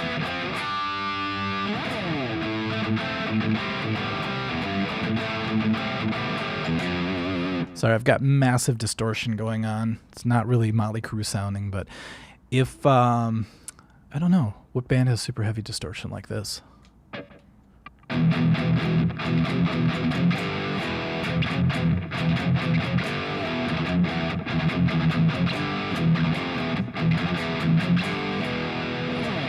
Sounds pretty cool. Detroit Rock City. You know, that's not really a heavy riff, though, if you think about it.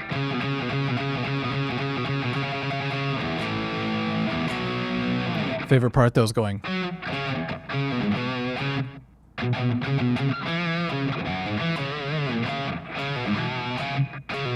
Oh. There we go, it's a pull-off.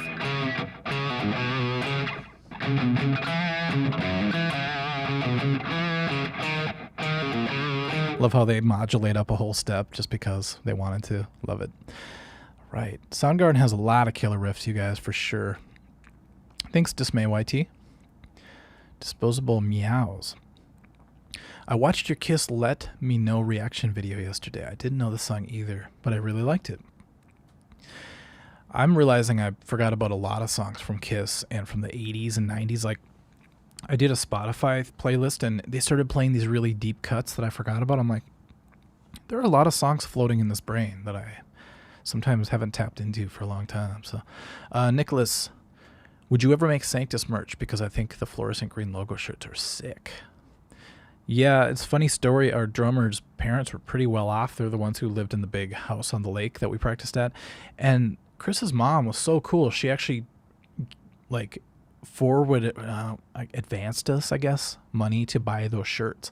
And then back then you couldn't just order to go, like, hey, go to on our website and choose it and they'll make it and send it to you. It was like, you have to buy 500 shirts and sell them yourself.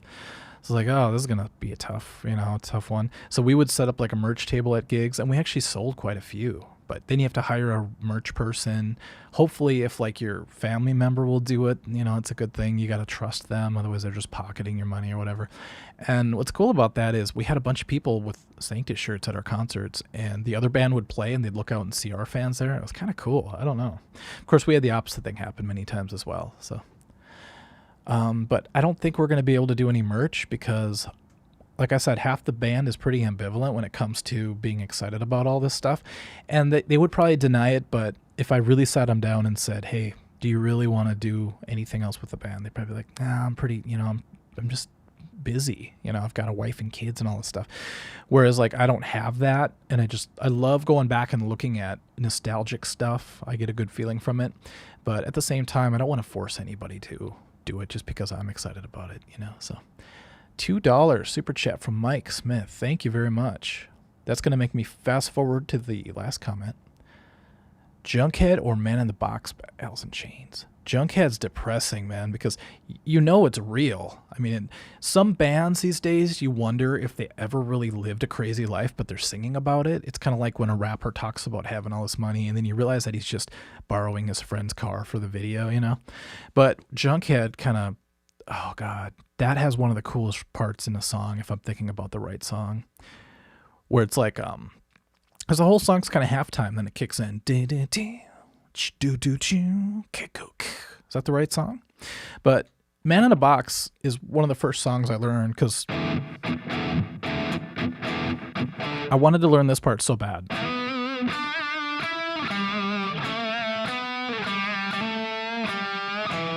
Sounds funny with a wah pedal or a talk box going on in the background.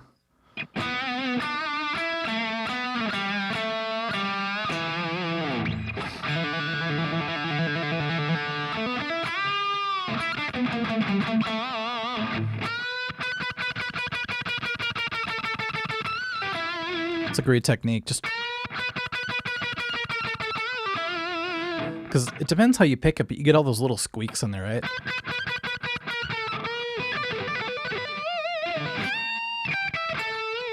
I don't know, something like that. It's the best I could do. Nutshell, for sure. I love Nutshell.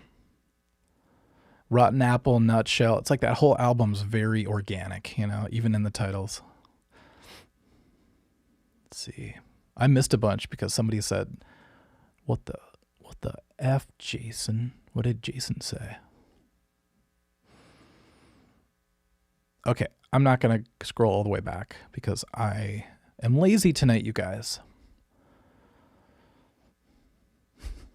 America, something's wrong. Duh. Couldn't you tell by the last election? My God. We all hate each other. I don't think we really do. I think they want to portray it as that so that we just buy along and we play along with it. Because, you know, you'll watch the news and you'll think the world is melting down. Then you'll go outside and, like, there's birds and people are actually, hey, what's up, you know?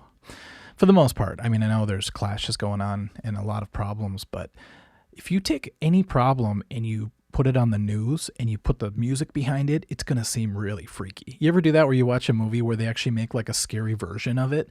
I think they did that with Mary Poppins and What About Bob? And so What About Bob's one of my favorite movies, and he's like happy-go-lucky, and they make him look like a serial killer. You know, it's just the music and the tone. You can literally make anything scary, you know. So I try not to buy into that, but you got to still watch out. Because people will believe it, and they'll, next thing you know, they're going to, I don't know, cut you off in traffic, and then they get mad, and they see that maybe you have a bumper sticker of somebody they don't like, and next thing you know, they're, like, trying to kill you. Who knows? All right, Stathis, Cackleman. T-Rex, giving it away, baby. Nicholas is like, Mike, can I make my own Sancta shirt? Oh man, that is so cool if you did that. If you did that, we'd have to put you on the website somewhere. So I have some people learning the solo. Some people want to learn the riffs. And by the way, they're not easy. Beerography, you're right. I mean, whenever you mix money with, like, for example, advertising money, especially with the news, you're going to have problems. Because let's say there's something really crazy going on and the person who's advertising on the news channel will look bad and they'll lose money. If they report on it, they won't report on it. So that tells you something right there. It's a scary business. You guys have to see past. Like, I was surprised to learn that people still watch the mainstream news. Even after that one YouTube video came out where, like, they were all reading from the same script, and then it became 2 news places, 4, 8, 16, it kept getting bigger and bigger. Pretty soon the entire TV window was covered with all these news networks saying the same thing. And it was like, be careful because you're being fed the wrong information. It's like, whoa, they're all reading from the same script. What's going on here? You know, it's crazy. But anyways.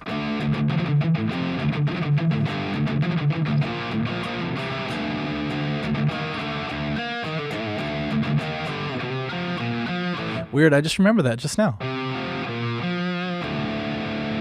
So I'm having flashbacks of this song, and I really want to help anybody who wants to I find it very odd that a song we wrote that long ago still resonates in a weird way with people.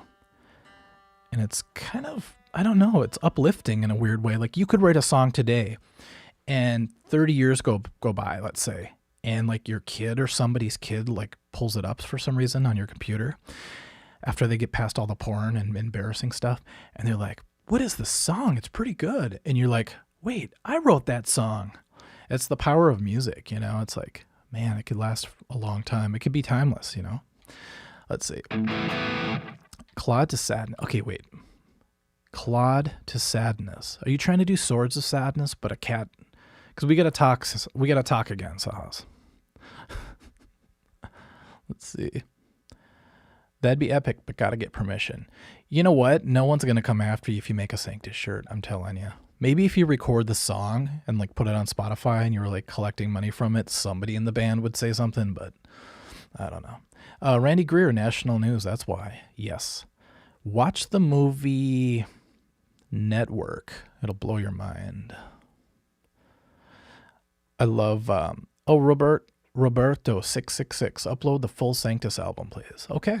I think I want to get the other demo too and just put everything up for now that I know that people like it. You know, I thought it was going to be embarrassing, but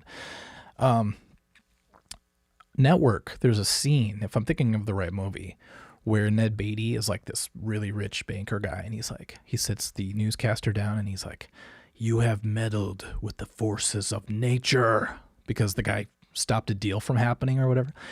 And he's like, there are no countries anymore. What are you, stupid? There's only AT&T, Nike, and he was naming all these corporations. I'm like, whoa, that's going to give me some things to think about tonight for sure. Okay, Pronoi. The title of the song is kind of cringe, not going to lie. Amen, but think about it. We're like 15, 16, and we're like, what's cool? Swords of Sadness. I don't think it's any stranger than some Iron Maiden titles, to tell you the truth, but still. Skeletor, your legato was so clean, it's stumping me. Yeah, me too. It's that youthful energy I had. And remember practicing every day doing my Paul Gilbert exercises. It was really easy to just sit there and go for like hours and hours. Next thing you know, I had like a hand of steel, and doing that lick wasn't that hard. But now when I try to do it, it gives me fits of rage. All right, let's see. Favorite Metallica album? Justice for All. The order's a little bit janky though, because it's like Justice for All was the first Metallica album I bought. Fell in love with it. Then I ended up buying Ride the Lightning. And if you're used to Justice for All as a kid and you buy Ride the Lightning sounds really old. I remember Fight Fire with Fire kicked in. I had the record. And I'm like, this album sounds muddy or something. And you kind of relate the sound of the album to the album cover. You ever notice that? And so then I bought Puppets, and I'm like, oh, this is more like it, because it's a good bridge, of course, to gap the bridge between, or to bridge the gap between the two albums. And then I got Kill 'Em All, and I'm like, okay. Then the Black Album came out, so I'd have to say it's Justice, Puppets, Ride the Lightning, Kill 'Em All, Black Album, everything else. That's super old school to say, I know, but let's see. Cameron J. Sanctus is a kick-ass band name. Thanks. I didn't like it at first because it sounded like Sanka, like this coffee that used to be around back in the day. And then there was a couple other bands called Sanctus, we found out. And it means holy, I believe, in Latin, and something like that. And then there's a band called Sanctus Real, which is actually like a Christian band. And we just had to bail. By then we broke up, so it didn't really matter. So, Mike, me and Skeletor will make shirts and take pics of us wearing it. Do you guys hang out? Are you guys like roommates or something? Because that'd be really cool. Angel B. Cam, what's the big announcement? I gotta quit being, what are they called? No, not superlatives. Check it out. I'll think of the word. T-Rex pedal giveaway. And I'm gonna quit drinking. Those are the two big announcements. So you can go to bed now. Disappointed. Like, damn it, Mike fooled us again. Here we thought something big was actually going to happen. But to me, it's a big deal. I love giving away pedals. And I love the idea of not drinking. Booze, that is. I'll still drink something. But do you know Quiet by Smashing Pumpkins? No, but I saw them live, and I believe they played it. But they opened with Soma, and it was the most magical thing I think I've seen live, besides a Coldplay concert one time, where we went and suddenly the lights go down and the first song kicks in. Thanks, Mike Smith. $2 more. Are you trying to win favor to get this pedal? Because I think you're going to get the pedal. No, I'm just kidding. Thank you though for the $2. I appreciate that. And we were all wearing these wristbands, and all of a sudden the first song came on. It's the first song from Milo's Zoloto or whatever, and everybody's wristbands started lighting up, and so the whole place looked like stars, and it was one of the coolest things ever. So quit making fun of Coldplay, you guys. God. Let's see. Angel B. Cam, congrats, Mike. Thank you. Don't congratulate me yet. I've said this a few times now, and I'll be at home. It'll be 4 a.m. I'll be watching Psycho 2, and I'm going to be like, you know what will go really well with Psycho 2? You know what goes really well with Norman Bates? A little glass of whiskey. It doesn't have to be much. And even if I just drink one little glass, let's say, the next day I wake up and I go, I really hate midnight, Mike. It's like, what is your problem, dude? Why don't you just do some push-ups? Why do you have to sip on the good stuff, Beerography. I love that your name's Beerography, but you said, when I quit drinking, my life improved instantly. I love that. Added pot, and it's even better. Yeah, I wish more people would smoke instead of drink, for sure. I mean, not for everybody, but it does seem to chill people out, smoking versus drinking. Drinking, tonight's a good testament to that. Got in this goofy argument about AOC. It was so stupid, but ended up where I drove her home and fine, see you later. And then I came here and laid it out on you guys. Thanks for listening to me. Let's see. Siamese Dream is a great album. It's probably up there.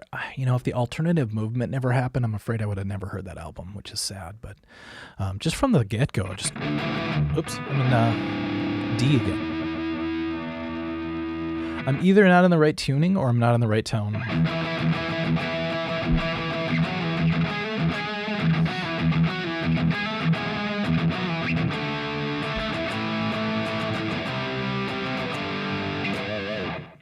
Love it.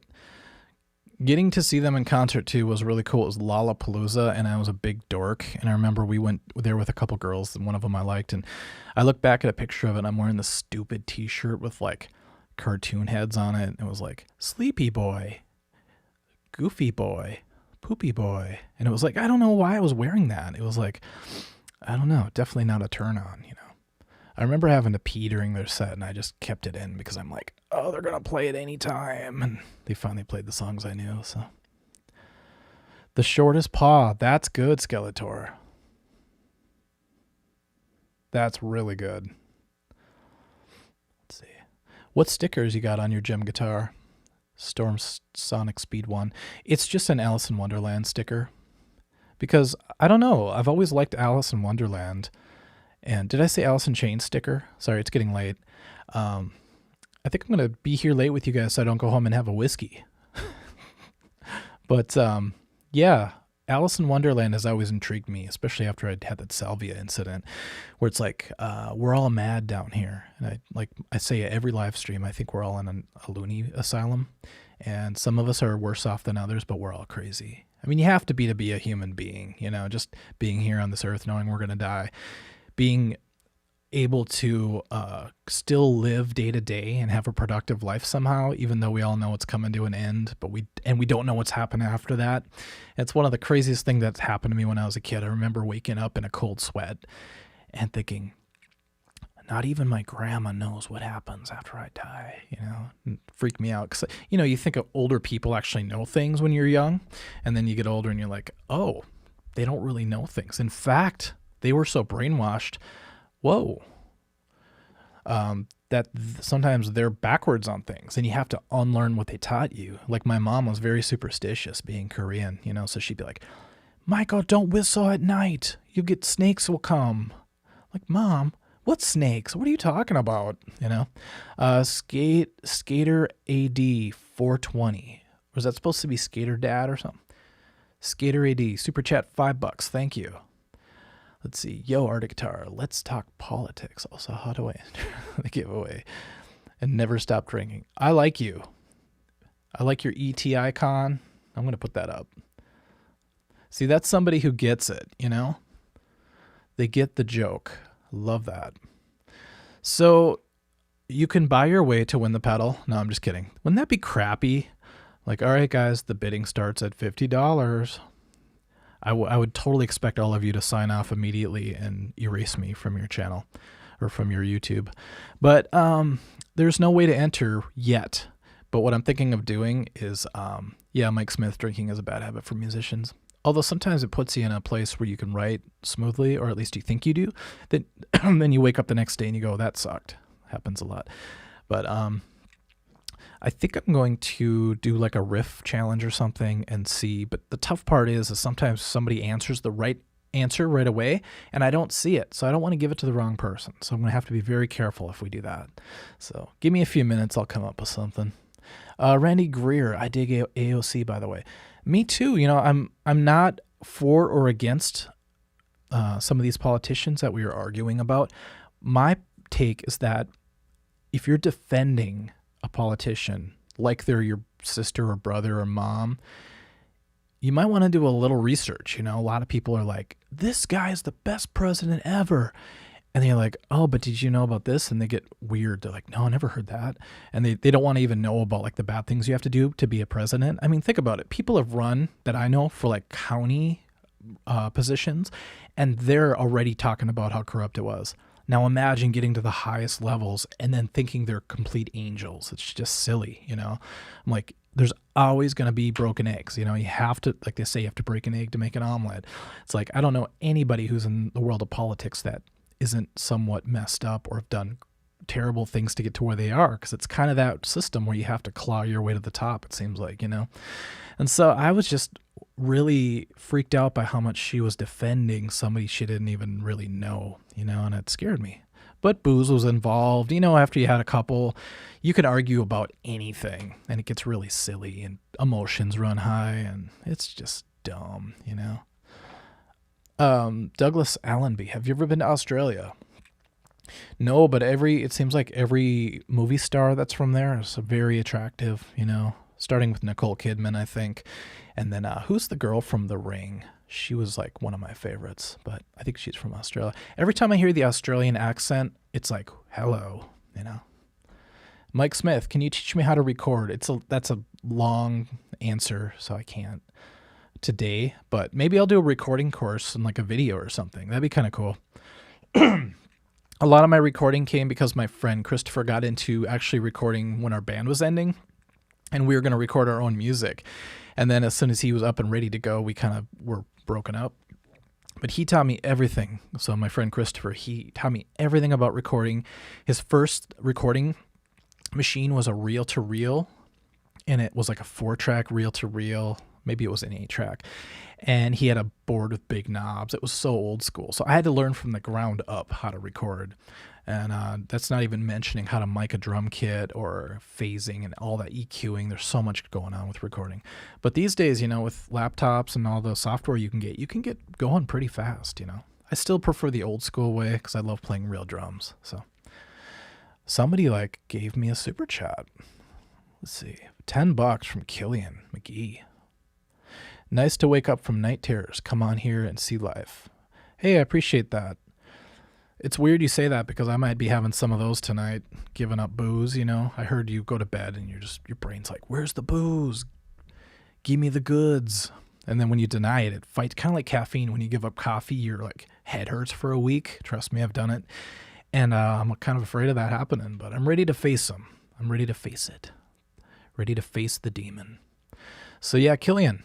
Hopefully your night terrors go away. Hopefully it's not the kind where you're like paralyzed and you can't move. That happened to me the other day, but in a good way. I was laying in bed and suddenly I felt like when I meditate, sometimes I can make my whole body kind of buzz a little bit and it feels really good. It feels like that's my real self kind of. But I literally felt like thunderbolts flying through my body and I could direct it. I'm like, what's happening? This is like some X-Men stuff going on. And then I directed it out of my body for a second. That was wild. Brought it back in, went through my legs, shot up my spine, out of my head, and I started to see that tunnel thing that you see in movies where you're like, ah, and you're flying through. And I was like, okay, then I found myself in a dream world where I was controlling it. So it was a lucid dream. And then it started getting a little bit scary because I'm like, oh, I'm in control of this dream. And then I started imagining the scariest stuff. So I saw like the Exorcist face and I saw a couple other things. I'm like, wait, if I'm in control, I can change this. And I like pushed their faces out of the way and they fell into the blackness. And then I made everything nice and happy again. And I may have hung out with a few people I've always wanted to hang out with. Let's just put it that way. It's fun to have a lucid dream, you know? And they say if you ever start coming out of one, just start spinning around in the dream and you can stay there longer. So, little tip for you guys. Jamie Wrench, welcome to the live stream. Have you ever heard of Aussie prog band Carnival? No, it's a cool name though. Reminds me of the video game Karnov that I used to play as a kid. On NES, by the way. Nintendo Entertainment System, right? You guys ever do that where you know the acronym, but you don't know actually what it is? Like you'll say, what is KFC? And KFC did a really tricky thing, you guys. I don't know if you know about this, but from what I know, could be fake news. I don't know what's real anymore, right? Kentucky Fried Chicken was the name, and everybody knows that the Colonel and all that stuff. But sometime in the 90s, the word fried got a bad rap. Everyone's like, oh no, everything's fried is going to give you a heart attack, you know? And, which might be true, I don't know. Because if you're eating fried food all the time and not exercising, anything bad can happen. But they're like, okay, we got to get rid of this. So they changed it to KFC. So that's what I know. I still was waiting for Panera Bread to change just to Panera. And when carbs got a bad rap for a while, so it was one of those things where they never bit the bullet. So proud of them. Like PRS and Paul Reed Smith, exactly, Frank. Totally. Johnny Action, I like the thing you said about when someone else touches your shoulder, it feels different than when you do. Did you make that up? Yeah, I made that up. I didn't have to make it up, though, because it was real. It was so real to me when I had my experiences through meditation and through certain substances, maybe. But mostly through meditation, where you're like, if you're the only thing there really is, this is called solipsism, by the way, and I don't buy into it 100%, but let's say there's really just one soul in everybody, and we're all just like wearing spacesuits, but inside we contain that spirit, and we can, you know, hang out on this planet for a while and be an individual for 80 years or whatever, and then we go back to the big C. Well, imagine if you were already the big C. There'd be nothing that could surprise you because you're everything. So it's like, yeah, that idea of you could touch your shoulder and it's like, yeah, I'm used to that. But then someone comes up behind you and touches your shoulder. You're like, what? What the hell? It's that feeling of the other. And I think that's the whole point of being here. Otherwise, you would just, I don't know, be the one and only thing forever and ever and ever. I think that's got to get old after a while, you know? That's if you believe in time. I don't know. Was that Hootie and the Blowfish? No, I don't believe in time. I learned that once. Let's see. Oh, it's weird that comes back to me, but the songs I actually want to learn don't. Hootie and the Blowfish. By the way, his name is not Hootie. Learned that the hard way. Pantera Bread. Yes, Nicholas. Vulgar display of flour. That was the pun that I made up years ago, and then somebody else thought of it too, and they posted it, and then it got popular, and I'm like, I thought of it first. PRS, putting on red socks. Is that what that really means? Because that would be weird, wouldn't it? What are some other funny acronyms for PRS? I guess PRS is the acronym, but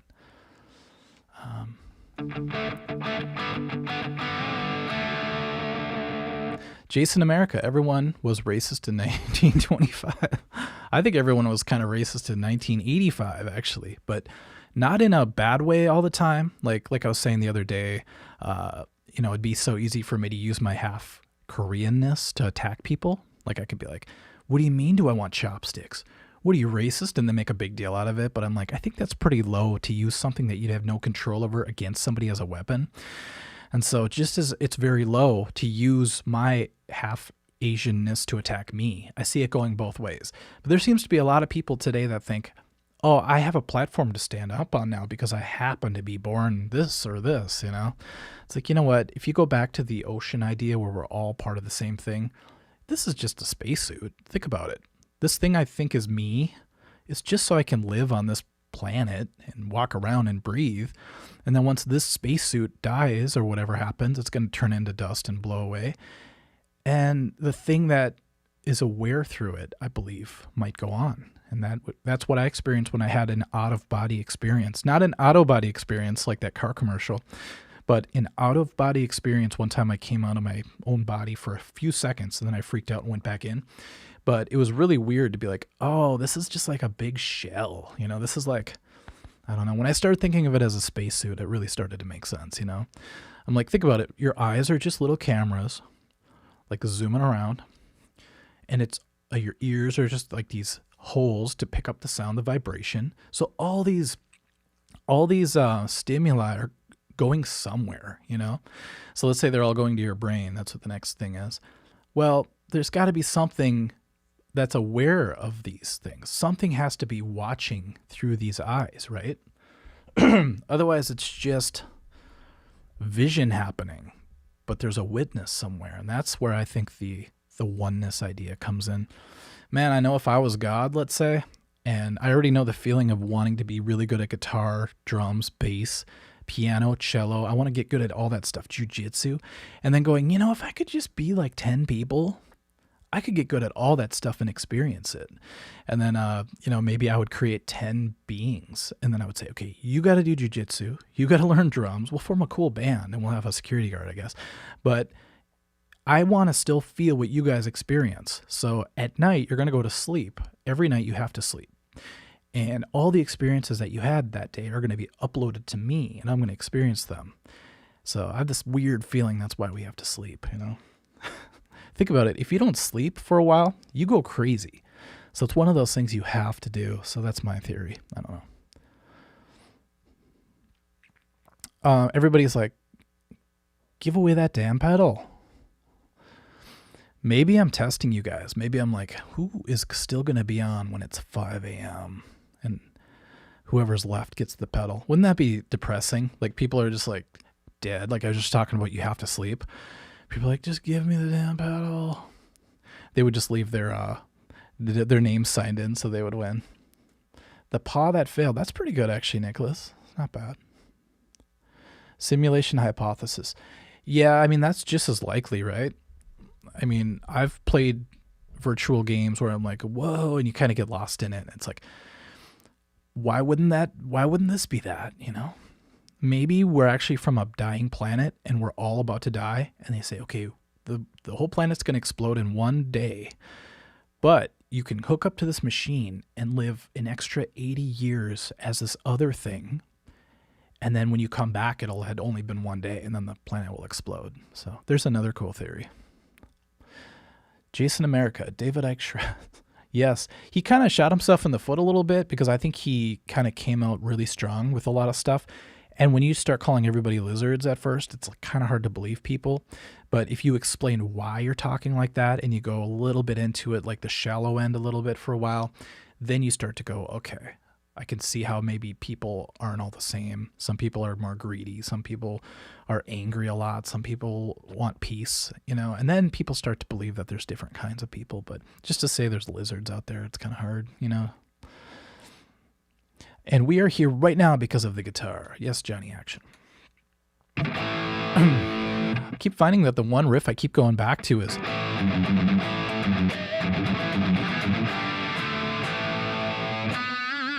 Little Steve Vai right there. Poor Rebelling Soviets, PRS. I love it. Twisted Sister. Have you guys ever watched Pee-wee's Big Adventure when they're in the chase scene at the end and they're on the car, they're singing what song are they singing? You're Gonna Burn in Hell or something. It was so funny. By the way, Pee-wee's Big Adventure, one of the best movies of all time. PRS is actually kind of a hard thing to come up with. I keep trying to come up with a funny 3 words for it. Keep thinking poop. I don't want to go that route though. Mike Smith is digging the weird talk. Breaking the law for sure.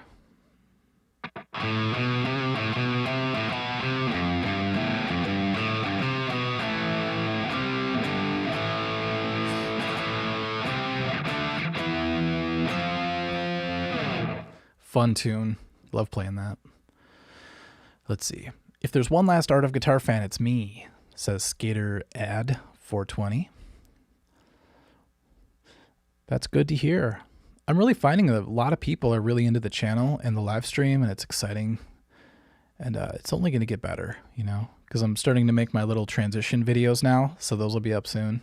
And I don't know, I can see it just being fun for everybody. Having a few guests on, even though I'm kind of annoyed at the latency when I do interviews, because it's like I have sort of a quick way of thinking sometimes if I'm not super tired like I am right now, but I'll want to say something really quick and throw it in, and then they don't hear it, and then they hear it, and then they go haha or something, and then I'm already on the next thing, and it's a bad rhythm, and I'm all about rhythm, you know?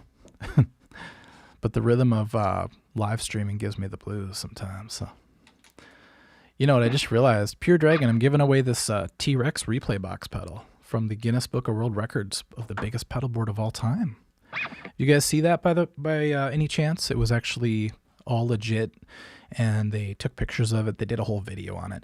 So if you ever watch the video and you see him playing it, this is the exact one from the actual contest or whatever they had. So that should be fun. Let's see. Did I forget somebody's super chat or something? I'm not sure. Erotic Nightmares. Wow. Still, I mean, that whole album inspires me to this day. I mean, I know everybody loves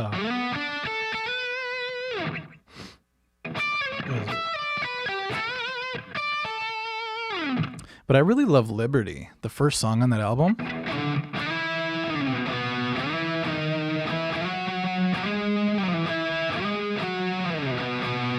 Because then it goes front pickup or something.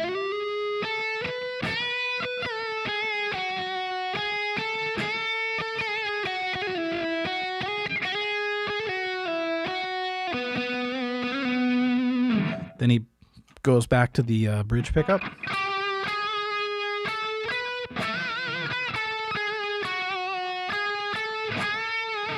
Keep overbending, but you get the idea. It's very patriotic sounding or something. I don't know. Like it's his version of course, it's called Liberty. No wonder why it's patriotic, but it's his version of the Star Spangled Banner, kind of. So, Burn in Hell is a underrated song for sure. I keep thinking of Go to Hell by Megadeth. Play the Gem. You know what? I might actually, but it's way over there. Remember I said I'm lazy tonight? Let's see. Dismay YT. I don't mind the answer, bro. I appreciate it. I've been trying D, G, F, C. Only 4 strings on my guitar. Any specific chords for E standard?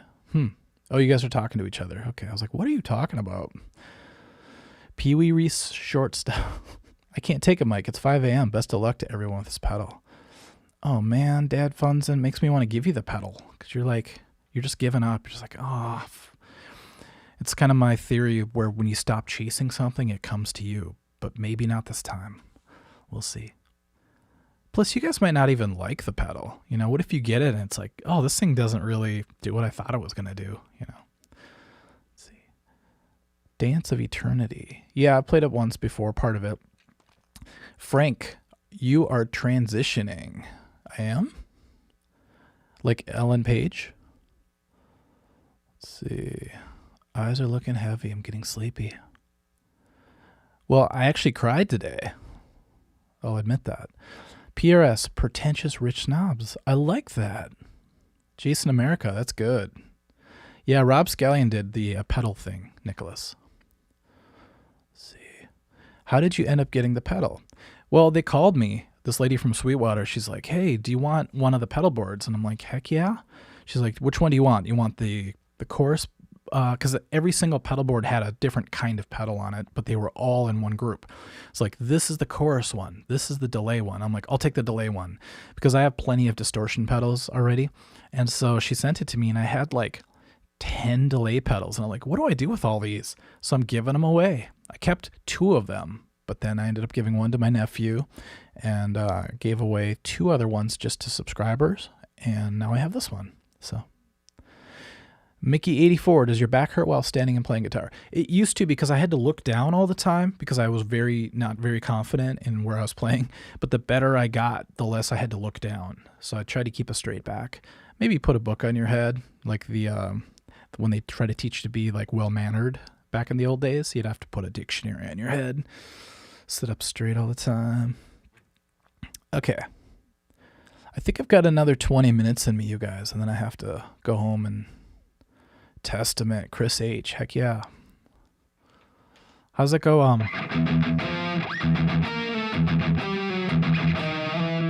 I just played that from my last riffs video. Little Souls of Black is fun. I learned the ballad when I was a kid. I remember learning the solo. I was like...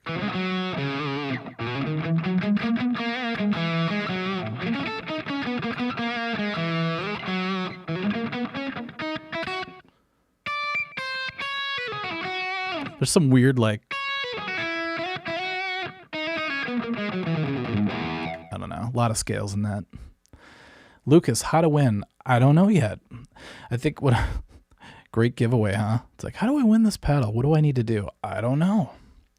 I think what I'm going to do is I'm going to just do like a riff, and whoever guesses the band and the name of the song correctly will win the pedal. But here's the downfall of it, you guys, because I don't have any way to click on your name and get your information. Probably good that I can't, but I'm actually going to have you give me your email address somehow and prove that it was you. You know, if you just want to put your email address on the comment, I mean, there's what, 100 people watching? I don't know if you're going to get that many dick pics, but then I'll be able to contact you directly, and I can ship it out as soon as this week, maybe even Friday. So yeah, I can get it by like the middle of next week probably. As long as you live in the continental United States and I don't have to pay $300 to ship it on a barge, I'll be fine with it. So let's see. I love to win the pedal, but I don't think I'm ready for pedals yet. That's very honest of you, WRX Monkey Boy. But you know what? You might want to collect them early and just have one ready to go, because that's always good. Gabe wants to hear some Tool. God, what do I remember from Tool?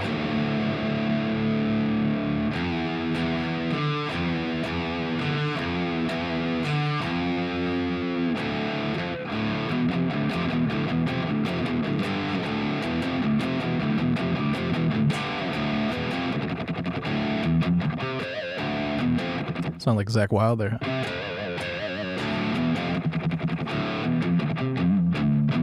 What I love about Adam Jones is he'll do something really wild, like super loud and open. Then he'll just, it's like gets so heavy when he does that. So it's pretty fun.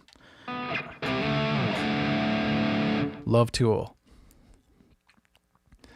Hannah Cope, I cried last night when I listened to Beth by Kiss and Yellow and Fix You by... Yeah, Fix You is such a great song. Anyone who makes fun of Coldplay, you can get out of my face. But listen to Fix You when you're in a certain place in your life and you're going to be like weeping like Hannah and myself. Yellow's good. Everyone seems to love the... It's got a lot of, I don't know, just a lot going on in there. Although it's not really how they do it. They actually tune differently, and they, I don't know, it's a great song.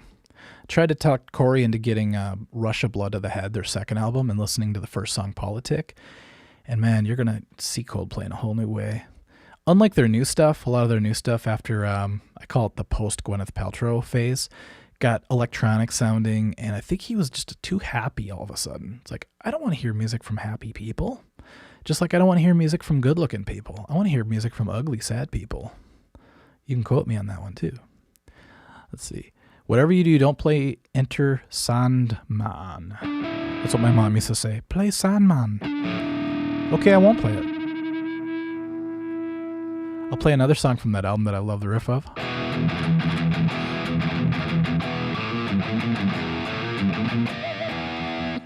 Love that one. Yeah, tears literally streaming down your face, because he says that in the song. Don Bean, I love your name. Have you ever seen or heard, oh God, one of those new band title names, Doive Dads? You ever notice, like, new bands have those weird, unless it's like a different country and I'm not picking up on it, but for a while, every band had the word wolf in it. You notice that? We are Wolf Claw. We are Woof Woof. We are Wolftastic. We are Beowulf. I was just like, why is everyone copying each other? And then everyone started doing the slash and the zero and all this stuff. I'm like, all we do is we copy each other. You know, whatever is big or whatever is cool, we just all want to get in on it and stuff. So my friend, actually, her name's Jordan. She became Jor with a O with the thing, and I'm like, okay, you did it too. Skeletor, sing yellow for her. Oh God, I'm too yellow to sing yellow right now, and it's not because I'm half Asian either. I just mean I'm chicken. Let's see. Don't bread on me. Don't tread on me. Actually, don't tread on me is right, something like that. I was playing. I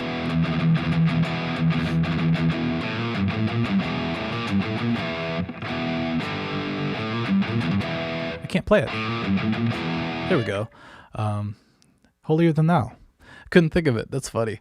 How's the neck dive on the SG?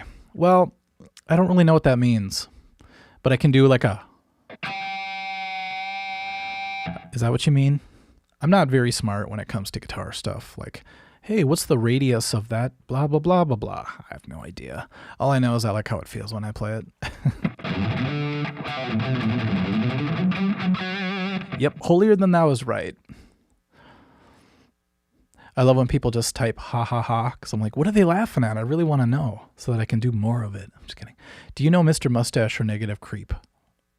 Hey, Dismay YT, have you seen my Kurt Cobain, I forgot how many techniques I did of his, but it's the Kurt Cobain techniques video. I did both of those tunes on there, actually. And I loved it because I didn't realize some of those Nirvana songs, those early ones, were so heavy. And I swear one of them sounds like this.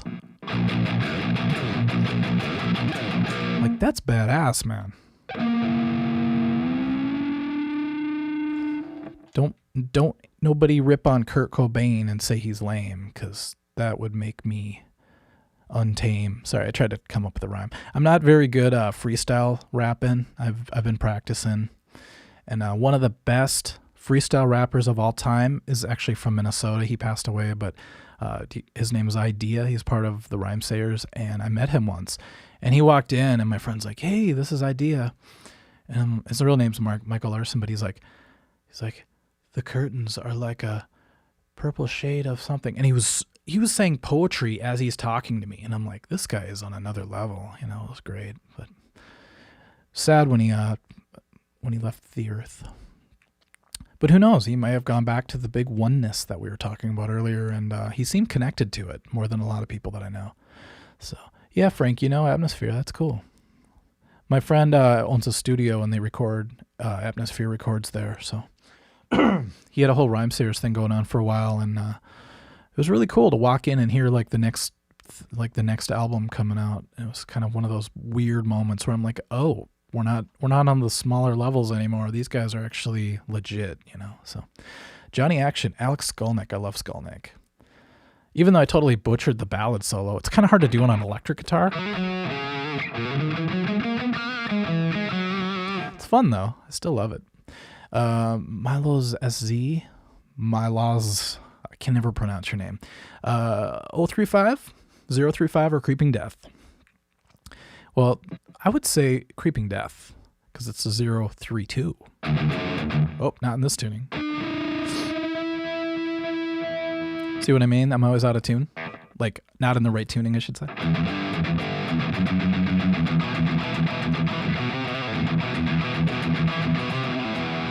I thought I had hacked the system one time because I was doing alternate picking that. What's up, BR Drone? Yeah, pinch harmonic tips. I've got plenty of those. But check it out. I thought I could like scam the system and not have to downpick and still sound really good. So I developed this way of alternate picking, and I would go.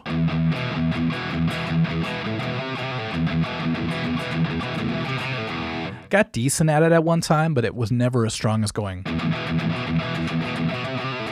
So work on those downstrokes, kids. I'll just give you a quick DK Scar. I'll give you a quick pinch harmonic tip, okay? Because I had to learn it out of a magazine. I know I always give a stupid story to every single damn thing, but it kept saying to like move your thumb right up next to where the pick will hit the string and just kind of hit it with your thumb, the tip of your thumb or whatever. But if you aim for the knuckle part of your thumb right here, it's kind of cool because you could literally go like this. So watch, I'll just pick and then I'll touch.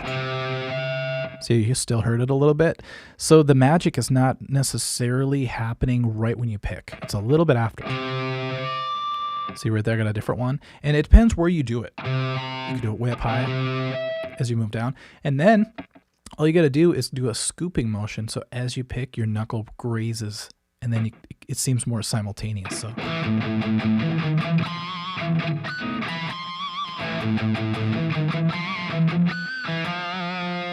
So it just works way more than trying to hit like the tip end of your thumb with a pick.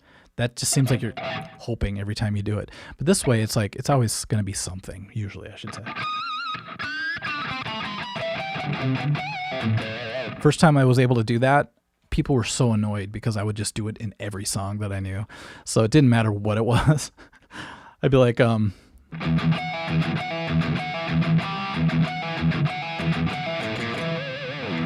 so don't overdo it unless you're practicing. So, okay. I've been hearing Bruce's voice has been stuck in my head for the past 3 hours. Bruce who? Did I miss something? So is it me or your friends? Do you call Ryan Reynolds? Only when I work out. He's pretty good actually in the remake of Amityville. I thought he did a good job. I'm like, that dude is... Oh, Sheila 6, Fly Me Courageous. How do you know that I was listening to that? Are you one of my Facebook friends? I swear, okay. I remembered that song because my friend Chris and I would joke all the time, and we'd always say "driving and crying," and then their song I believe was "Fly Me Courageous," and it's like a song from the '90s or the '80s I believe, and it's such a good song. Like when I listen to it now, it's got this like Black Crowes vibe or something, but his voice just is. It's a good feeling voice, if you know what I'm talking about. So if you listen to it and he's singing, you just feel good listening to it. So check out Fly Me Courageous. I believe that's Driving and Crying, and it might be your new favorite song. It just has a great hook to it. The riff seems a little bit simple and kind of kid-like in a weird way, but then it's catchy. Like Nirvana songs are very childlike as well. So, okay. So you guys, I'm drinking water because I'm giving up the booze. I already told everybody this earlier, but it's been a rough night. I didn't even drink that much. That's the scary part, you know. I wonder what people do who drink like a bottle of whiskey a day or something. It's like, damn. Madeline James. Sorry, but I kind of like Saint Anger. Don't be sorry. Corey, my guest yesterday, the bass player for Sanctus, he loves Saint Anger. And at first I'm like, dude, you're just being a hipster. You're like those people that say they like, you know, Phil Collins' least known song, you know, just to be cool. But he literally loves Saint Anger. And I did that reactions one time to part of Saint Anger, and I'm like, okay, I get it. You know, if you kind of forget about the production problems, you know, and think about the time they did it, you start to go, okay, they have something going on here. I just couldn't get used to James singing a certain way. Like he would all of a sudden get really high up here and he would hold it, and I'm like, ugh, it sounds like he's practicing vocal exercises, and I don't know. I gotta listen to it again. Creator Boy 9 loves the stupid stories. Good, because I'm full of them. Let's see. Yeah, Madeline, I understand the trash can thing, but I think he was trying to copy like Korn or Tool, you know, because back then Metallica was falling out of favor with everybody. And I was like, we gotta be cool again, you know. And so Lars, I think, was a big part of that. Okay, guys, we gotta tune down. We gotta get rid of guitar solos. We have to turn my snare into a trash can. Let's just see what happens, you know. And the funny thing is we're still talking about it to this day, so maybe it was a good thing. Storm, I already played Cemetery Gates.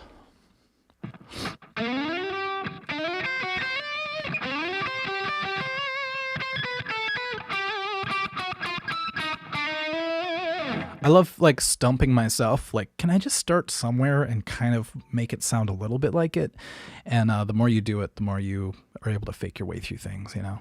Not that that was good, but it was at least close, you know? Let's see.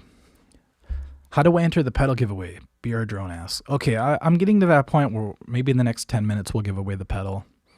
And like I said, you have to be willing to share your email because I'm not gonna like pull my hair out trying to track everybody down. You know, I've done that before.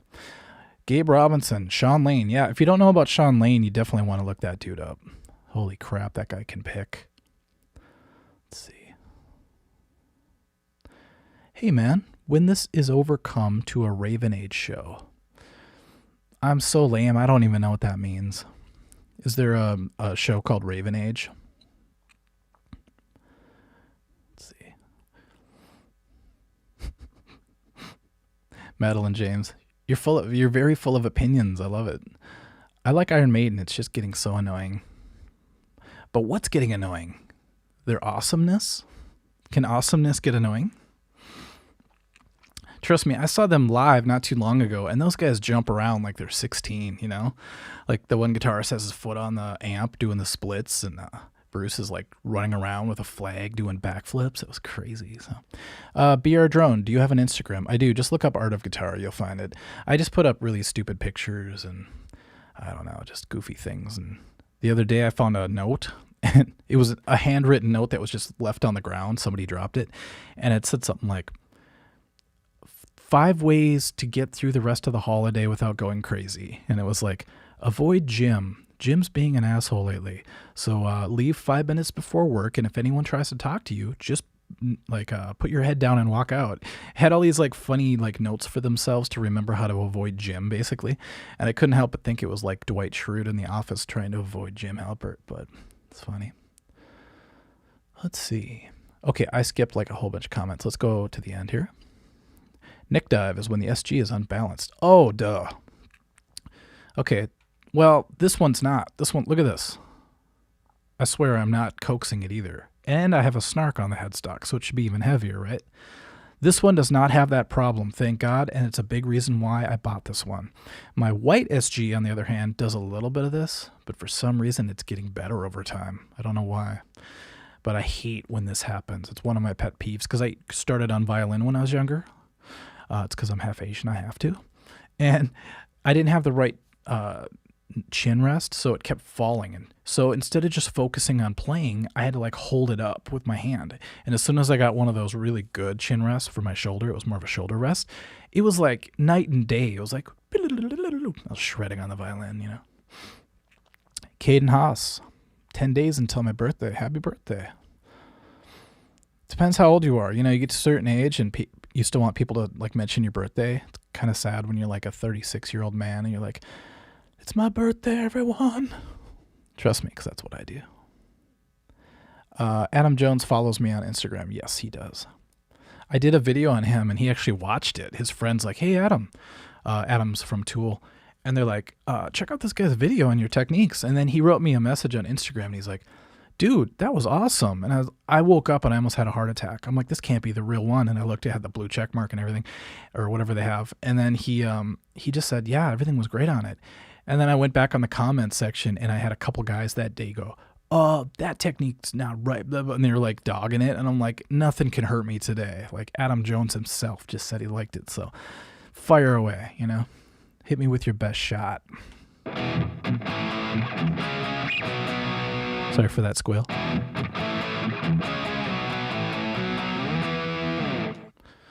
That's one of those solos I had to learn like on the spot.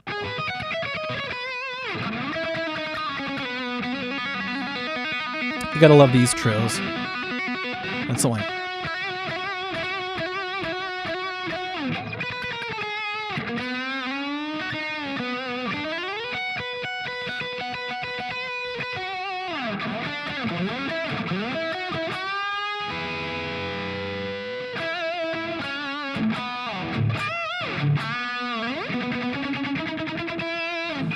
Had to challenge myself. I think it's been 5 years since I played that one, but fun solo. You know, some of those early rock tunes, they just put a lot of thought into those solos. They're great. Let's see. Madeline James. Okay, does anyone here hate Megadeth? You're in the wrong live stream. We all bow down to the great Mustaine here. Let's see. Storm Sonic Speed 1, getting that Adam Jones Silver Custom? Well, I would, but it got stolen, right? Didn't like 10 of them get stolen? They probably the same guys who stole my guitars. No, just kidding. Wouldn't that be really, this would be really funny but sad at the same time. if they recovered his guitars and they showed a picture of it, and in the very back is like one of my stolen guitars, I'd be like, hey. Nobody would care about my guitars. It'd be funny. Randy's leaving. Where's Randy? Come on, give us a hug. Give us some lovin'. Let's see. Sean Dial. It's like one of those names that you think they're making you say something bad, like Seymour Butts, but Sean Dial. Okay, Sean Dial. My pinky and ring finger do not move independently. Well, do two things. Do the spider exercise, where it's like, the climb. Focus on this. See, I'm doing like a little trill with just my ring and pinky. And then do this lightly, but I do the finger splits on my leg. So pretend this is my leg. I'll like do this and I'll do the finger separation a little bit like that. But don't hurt your tendons. It can be very dangerous. One of my students one time was like, okay, boom. And he was like going really hard. I'm like, dude, you're going to kill your hand, So do it really gently. And pretty soon your ring finger and pinky will split up a little bit. Because I think they share the same tendon or something. Something weird happens between those two. Like on piano, you really have to train independence on just the ring finger while leaving the other ones alone. And so I really love the trill trick.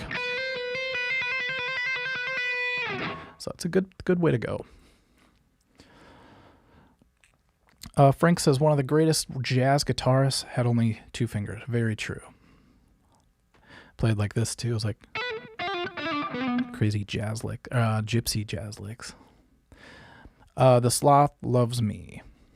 Is that the name? Yeah. Best guitar channel on YouTube. Thank you very much. I'm not going to deny it anymore. I watched last night's live stream and I was being very like fake modest, and I hate when people do that sometimes. And Storm Speed, 5 of my guitars got stolen from my storage space, but I'm over it now. I'm honestly just going to let it go. If they show up again, they show up, But the other day, like somebody said, oh, this is the best live stream. And I'm just like, no, it's not. I've only done like 8 of them. Stop it. And now I'm like, I don't want to do that anymore, because if somebody believes it's the best thing, or if they're just saying it, whatever, that's awesome. Maybe that's what they believe, Yeah. Mike Hunt is one of those names that makes you say funny things. I love it. That's a very Beavis and Butthead type thing, isn't it? Or would that be Simpsons? Like the Simpsons. I always thought it was funny when I was a kid. 2 things I said all the time have that same effect. One of them is the video game called Duck Hunt. And I remember how funny it would be if I was older and my kid's like, Mom, can I play Duck Hunt? Duck Hunt. And another one's Fish Sticks when you're in school. Yeah, I can't wait to eat fish sticks. It's like, what are you going to eat? Do fish even have those? That's weird. Yeah, Django Reinhardt. Sorry. Yeah, I kind of left you guys hanging. I'm like, yeah, that guy with 2 fingers, awesome, He didn't only have 2 fingers, though. He actually just used 2 fingers. Hamcrow Nation. Sorry if my voice is really loud today. I'm trying some new plugins to see if I can boost my voice. Because last night we had Corey, my bass player from Sanctus, and he's got a loud voice, and he doesn't hold back. I'm a little bit shy compared to him. He's like, oh my God. And he just goes crazy. And I'm like, oh yeah. I sound like an NPR person. Yes, Corey. What else is funny? Ha ha ha. And he's over there just busting a gut. And I'm working on it, you guys. I'm trying to open up a little bit more, but I don't play the Kemper anymore. In fact, I gave it to my friend. I used it for the Heart Tribute Band and I loved it, but I'd be on stage and I'd want to like change a sound really quick and add more chorus, and there's just too many buttons that I had to push, and I didn't want to keep going down that route. So I went back to my pedals, and lo and behold, what's the saying? Lo and behold, got hit up by a bunch of pedal companies, and they wanted me to like use their pedals. So I'm like, sure. Huge Ass is another one. Do I like Jason Becker? No, I love Jason Becker. When I was a kid, Amish hacker, is that true? Missing a finger? When I was a kid, I wanted to learn how to play Air by Jason Becker, and so my grandma actually hired her friend to come over and try to teach me, but he didn't know how to play. He's like, I don't know how people play like that. He was more of an old school guy, so he was like one of these guys. And he taught me a lot about the basics of guitar, so totally grateful to my grandma for that. It was a different time, you guys. I couldn't just type something up on YouTube and learn how to play it, I had to like wait for my grandma's friend to come over, and it was kind of awkward and stuff, you know. So he was a cool guy. I was just awkward because I was like, do you know Metallica? I must sound like how everybody sounds like to me these days, trying to ask me about all these new bands. And I'm like, I don't really know that one, but here's a little bit of Judas Priest, you know. So I've become the old guy now. But I don't care. You get to a point where you don't care anymore. You just love what you love, you know. Let's see. Oh, Milo Z. It's very fun watching all Metallica shows at night and seeing your comments on there. Yeah, I don't hold back, man. I love it when I put up a comment and then later I check it and someone's like, I can't believe you made a comment on here. Can't imagine you like watching these videos. I'm like, that's how I learn all this stuff, you know? There was one video by by a band called, what are they called now? I can't remember their name, but it was like an old crabcore band, Attack, I think. And I'm like, I hate this, but I love this. I can't stop watching it. And this one guy's like, Art of Guitar is watching Attack. This is weird. And I remember like 10 years ago, my student wanted to learn their song. And I'm like, this is dumb. Just because they're standing like that and headbanging. And then later it ended up, it's catchy stuff, you know. Rob Jarvis, Eye of the Tiger. I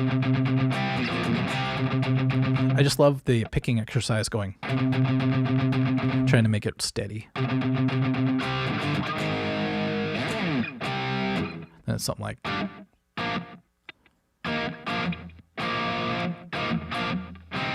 There it is. It's funny, every time I look up, I see the Pac-Man stuff going on behind me, and I keep thinking somebody broke in and they're about to murder me, so... Let me know if you see somebody coming up behind me with like a Jason mask or something, okay? Let's see. Remember, keep an eye out for Jason for me. I appreciate it. I think what I'll do is I'm going to run to the bathroom, and then we're going to work some pedal giveaway. Maybe do a Guess That Riff. Although, Skeletor, I haven't seen you in a while, and you're like the king of riff guessing. Maybe you had to go to work or something. I don't know. Yeah, Edge of 17 is the same idea, Vengeful. Good call. Isn't like, I don't know what key it's in.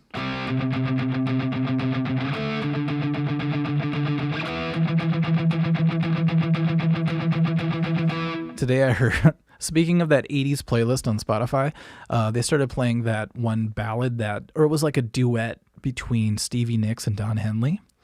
And the beginning is just so classic Stevie Nicks, the way her voice is just resonating, and it's that weird mid-range that she has.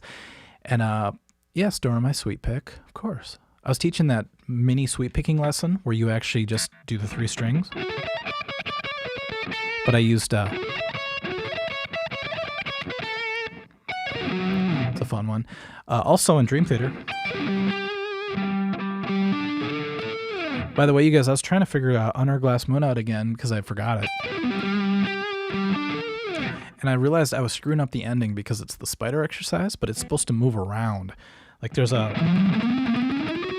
Can't remember it now, but I'll work on it. I'll definitely work on it for you guys.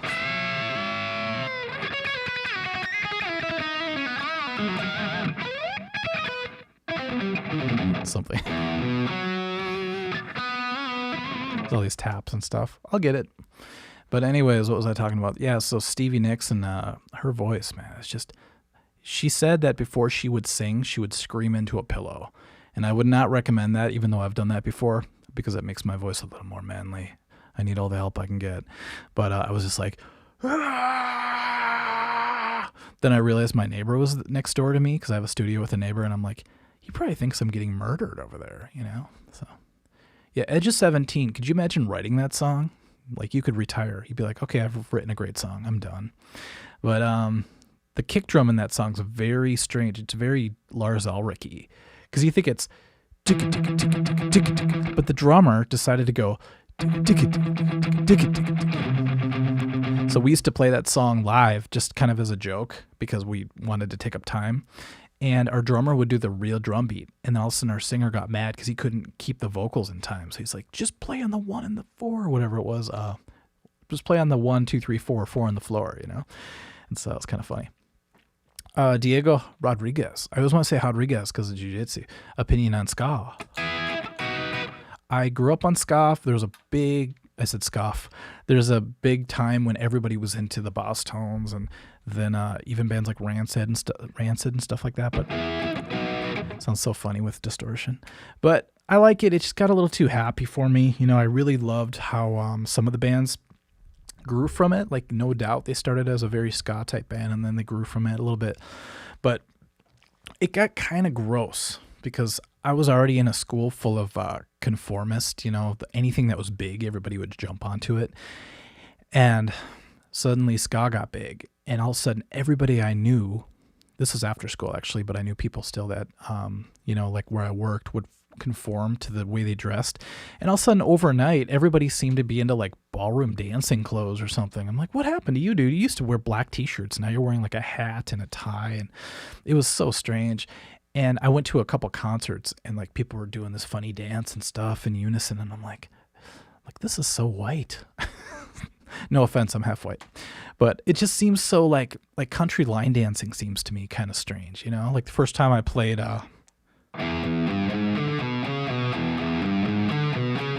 Fast as You, and I look out and these people are all like in lockstep doing their thing, you know. And then we played Achy Breaky Heart, and I almost threw up on myself. It was a bad time, man. Okay, let's see, what else do we have here? Take 2 minutes to think about the giveaway. Speaking of jiu-jitsu, I saw your comment on the video about the Gracie family. Cool. Yeah, the Gracies are a big part of my life. You know, I grew up and I watched the first couple UFCs with Hoist, and I was like, I got to learn this because all I know how to do right now is kick people in the face. I need to go to the ground. Milo Z, favorite subject in school was recess. I know it's generic to say, but I hated school. Okay, guys, I'm going to run to the bathroom. We'll come back and figure out how to give away this pedal. And remember, if you see Jason from Friday the 13th, let me know because I have this bad feeling right now. Be right back.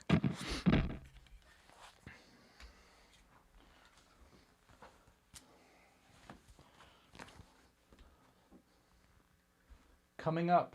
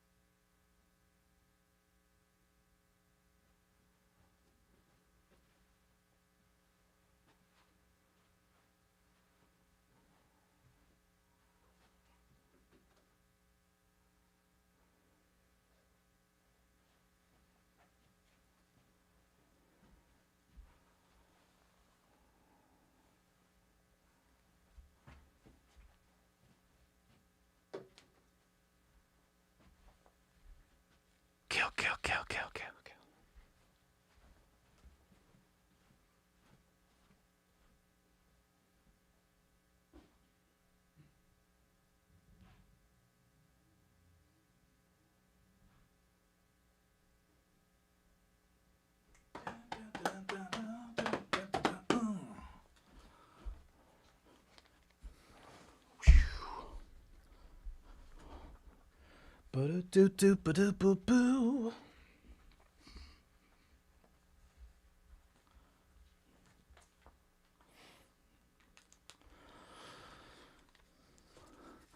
All right, guys, did I miss anything?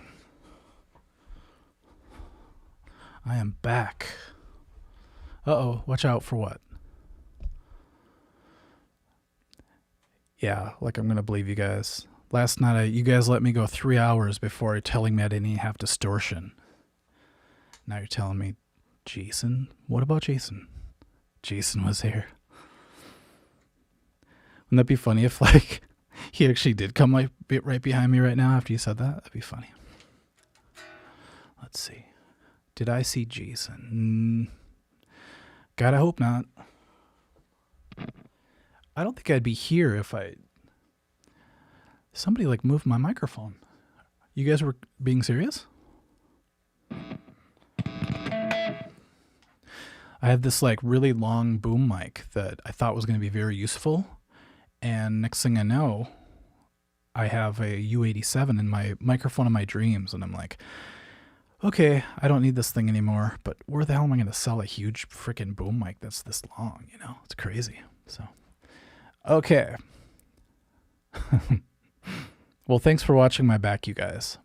And quit trying to scare me about Jason, because I grew up watching Friday the 13th, Nightmare on Elm Street, The Exorcist, Halloween, so I get scared very easily, you know.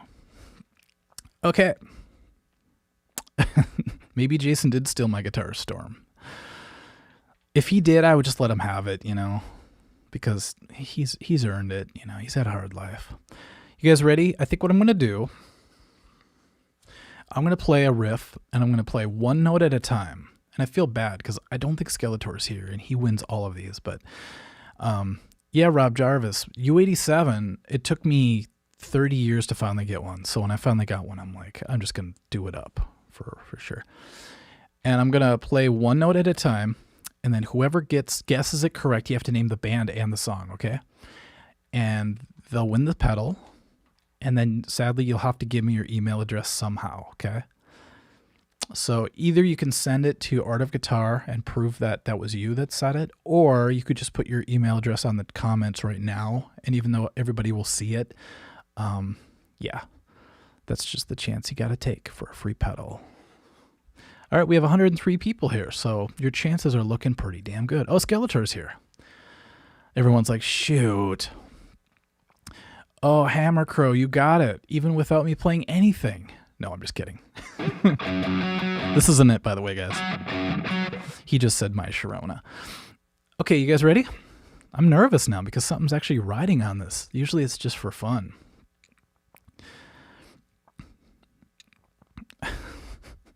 Frank's already given me his email address. Oh, no, he is not. Okay. It's like, why is your email address Madeline James? Isn't that somebody else's name? Oh, there's Madeline. Are you guys ready? God, I hope I don't screw it up. Okay, here we go. First note. 1, 2, 3, 4. 1, 2. Now, Skeletor knows this. Sometimes giving you the count is a big hint. That's why I did that. So right off the bat, I hit an open E string. I want to make this a little bit hard. I'll do it again. Ready? 1, 2, 3, 4. 1, 2.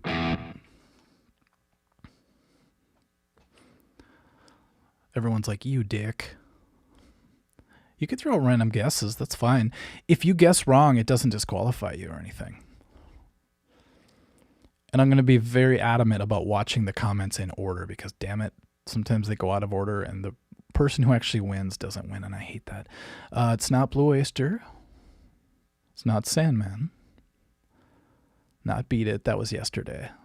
Not Back in Black. Okay, I won't say what it's not. I'll let you know if somebody gets it, okay? Now, I'm going to wait about a minute, and then I'm going to play 2 notes of it, and I'll keep doing that until someone gets it. But I have a feeling somebody's going to get it after the next note. Remember, guys, it's for all the marbles. It's not Master of Puppets. Oh, I should have done Day Tripper. That would have been a good one. Okay, it's been about a minute. You guys ready for the second note? And I'll play them in order. Don't worry, I'm not going to do one note and then one note and then one note. Here we go. I feel nervous. Okay. 1, 2, 3, 4. 1, 2. Oh, crap.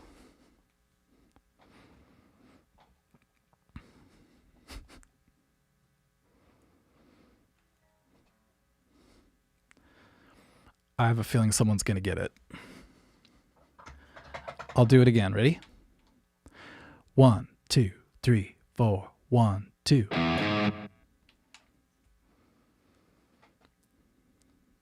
Frank won. Frank, he got Limelight off of 2 notes. Oh, then Skeletor got it right afterwards. Very close, you guys. It's like a photo finish. Now, I really hope you guys don't hate me because you didn't win. I'm going to be doing a lot of these because, damn it, since I got robbed from my storage space, I just want to give away all the stuff that I don't use it daily. And this is one of them. I don't use this every day. There might come a day where I regret giving it away. That rhymed. But until that day, I'll stay okay. Are you my bae? Hey, hey. Oh, everyone's guessing Limelight now. I'm sorry, you guys. I wish I could give everybody a pedal. Everybody gets a trophy. I'm just kidding. Let's see. Okay, Frank, you don't have to rub it in. We know you know the song. Just kidding. Frank is like singing the lyrics. Okay, Frank, how do you want to do this, man? Do you want to send me an email? Do you want to show everybody your email? If you show me yours, I'll show you mine, kind of thing.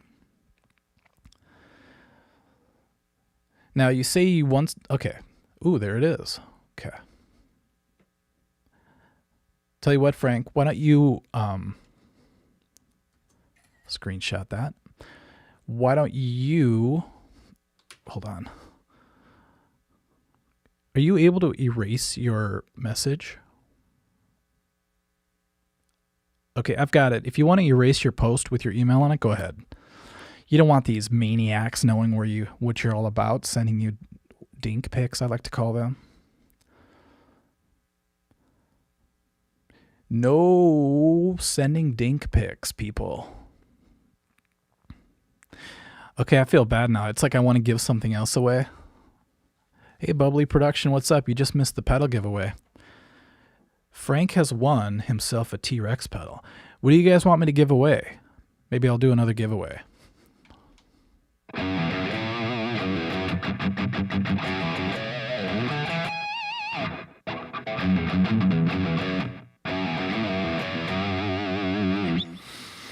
Harvey, what starving child wants a guitar pedal? Could really use a sandwich, but damn it, those delays. Give out the dink pics. See, Frank knows how to live. I think Frank is like the dude. Because you guys know who the dude is. You just gotta lay back and accept those dink pics like a pro. See, Lloyd's got the right idea. He said congrats. People want to win some guitar lessons, but I kind of do those anyway, right? Like if you guys ask me right now, how do you do this? Sometimes I'm able to teach it. But maybe like a year subscription to the Art of Guitar. I don't know if people want that or not. If they did, they would sign up because it's only $10 a month anyway. But still, let me finish that riff. The Sloth Loves Me. Art of Guitar signature underwear. Now you got me thinking. As long as you don't ask me to wear them first. That's a whole nother business, you know? Personal Zoom call, you wouldn't want that. Trust me. I wouldn't want that. I could barely talk to one of my best friends yesterday. Did you guys notice towards the end of our interview, I was like getting kind of, okay, Corey, see you later, dude. Oh, it's been real. It's not his fault. I just get really bummed out when there's a delay and I'm trying to, keep things moving. It's just, JPEG of the Green Sanctus logo. You know what? I don't. I hand drew that when I was like 14. It's weird. But maybe I'll redraw it just for fun. How do you play Blackened? Which part? Got to play it with downstrokes, though. That's the secret. OnlyFans isn't only explicit stuff, says some guy with a Mic 9. Yeah, I think people can just watch you like ironing clothes and give you money, So it's kind of funny. Okay, settle down, Frank. Now he's asking people to marry him. It's just a pedal. You did not win any sweepstakes of any kind. Watch, I found out Frank is like some terrible freak. I'm like, damn it, why am I giving my pedal to him?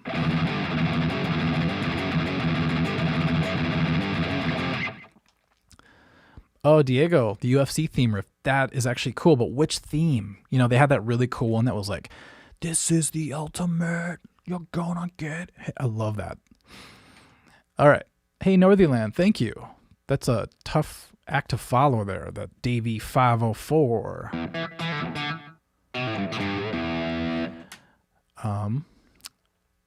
R.I.P. Rogan. Did I miss something? Is Joe okay? I mean, he hasn't been on for like a week. That would be really sad if I found out Joe Rogan was in a hunting accident or something. Fight fire with fire. I say fight fire with water. It's a better way to go. Oh, JRE is not on. Oh, shoot, you guys. Is it? Oh, sorry. That was a true reaction. Was it December 1st when he moved all the way to Spotify? Is that why I didn't see? Damn, I hate that because I like listening to him on iTunes because it's just, I don't know, it always works. I don't need to see the video, you know. Fight Fire with Fire, though, I did a whole video on that, you guys, as far as the timing of it. But the solo, I'll have to get to that later. That's pretty intense. But remember how to count it. That's the important part because it's actually not, everyone thinks it's like,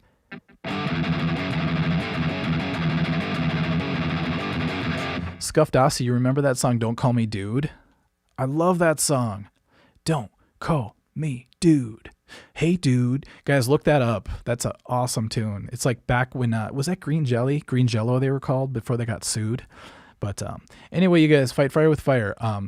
It's actually 1, 2, 3, 4.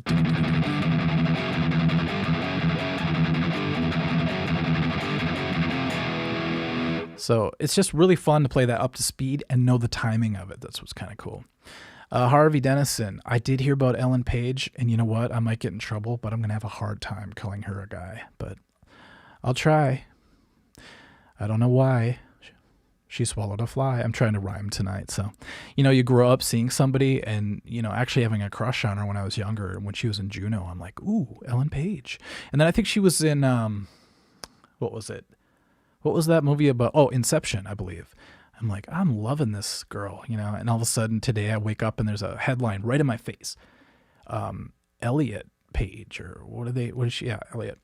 He, da-da-da-da-da, and I'm like, okay, it's going to take a while, you know, so forgive me, but it's going to be a while before I can change my thinking on that, you know. So yeah, anyway.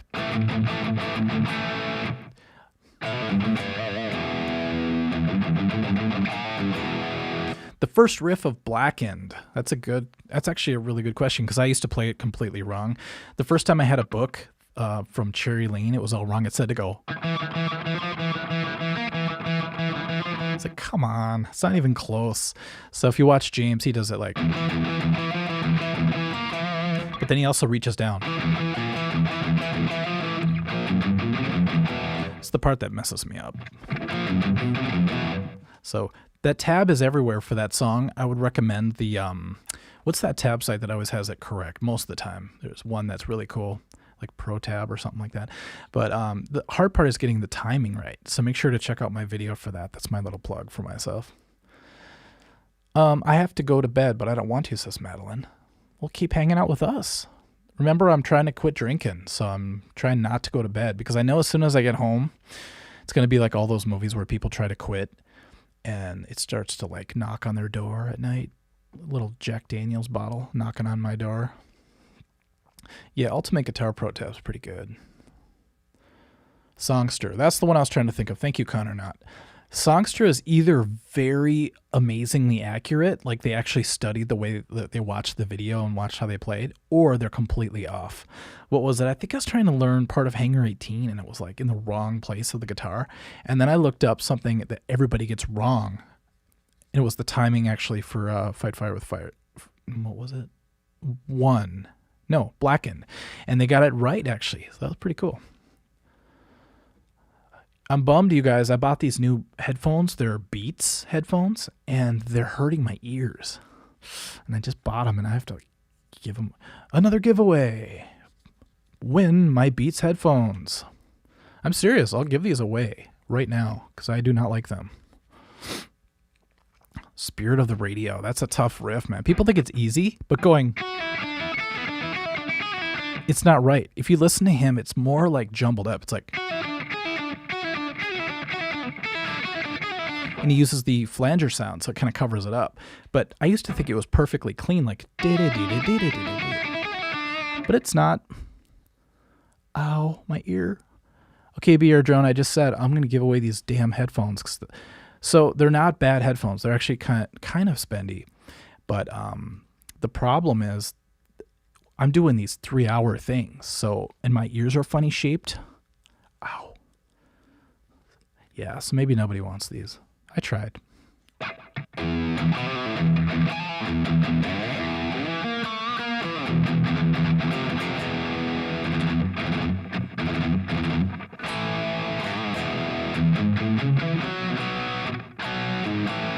My friend and I learned that one time. He was on drums, and it was just like he was getting really good because whenever you have to learn a Rush tune, you're going to get better. But I remember trying to play the chords, and it's like, man, there's a lot more to Alex Lifeson than I thought. That's kind of why I made that video about him recently, because of that. So, okay. Skeletor wants these headphones. Let's see.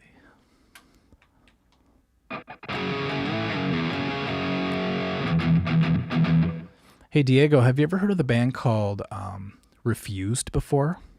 Whenever people ask me about, let's see, bend the middle so they're less tight. Yeah, they're made out of like metal. I can definitely see what you're saying. But check out the band called Refused, and you're going to find some really good stuff. Can't you refund them? Yeah, I probably could. You know what I'll do, you guys? I won't give these away because it's kind of gross. They were on my face holes, my head holes. Head like a hole.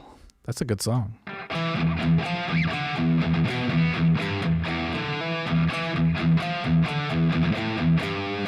9 Inch Nails. I think I'll return them. Buy a pedal with the money and give that away. Would that be cool? Ardinator, you want my guitar skills? Okay. Well, I'll trade you. All you got to do is play for 30 years, and you'll get good at anything. See, that was a bad idea when I said give away these headphones. It's kind of gross. It's like giving away earbuds or something. That'd be nasty.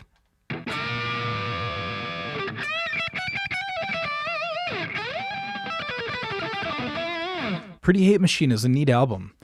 Skeletor, you're right, man. It brings back a lot of angst, but the song, what is it? Something I Could Never Have used to be my anthem of being angsty. And then Head Like a Hole, of course, is great. And Terrible Lies, another great song. So give away a pick. Well, the only picks I have are my Heartless Band picks. They don't really have anything, but you know what? I could give away picks. That's kind of a good idea. Maybe I'll buy some generic picks and I'll sign them, or I'll make Art of Guitar picks, possibly. To Live Is to Die. Yeah, I'm going to have to leave on To Live Is to Die. If you do the bread pun, it's To Live Is to Rye, which sounds like Ticket to Ride by the Beatles. I used to know how to play that. It's kind of easy, but I forgot it. But anyways, yeah. When I first learned it, it taught me how to do bar chords, because I used to just know power chords. So I'd be like, bye, Madeline. Thanks for visiting us. We'll see you again soon. Okay, so To Live Is to Die. I used to go.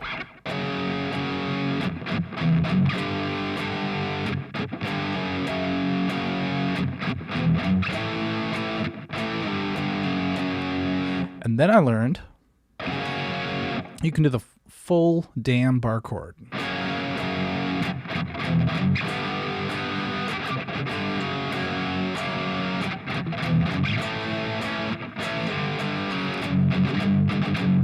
Thank you, Harvey.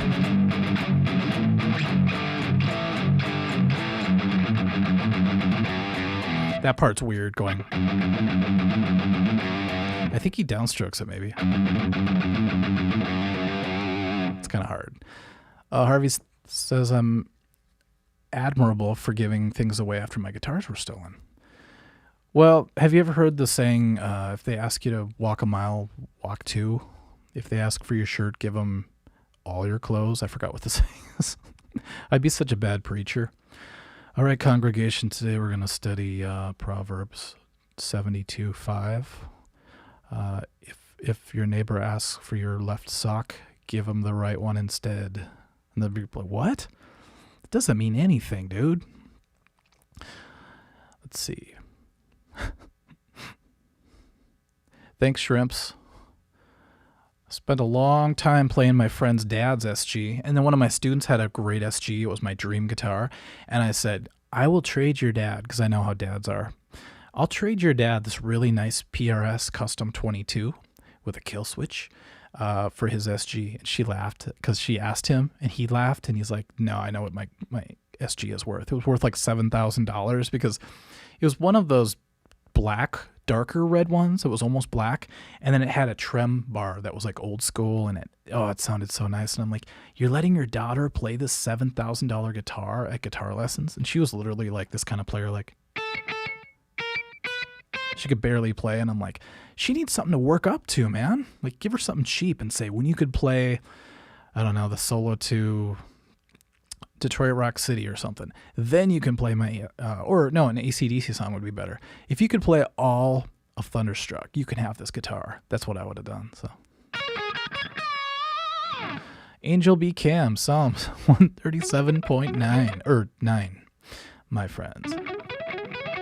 Psalms is great. I mean, I'm not like Mr. Religious or anything like that, but when I started to read the book Psalms, I'm like, wow, there's a lot of knowledge, and dropping lots of knowledge on me.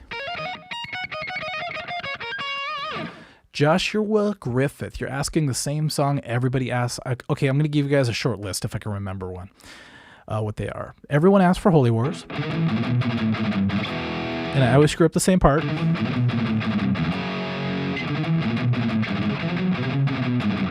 That part. See, I screwed that up too. And then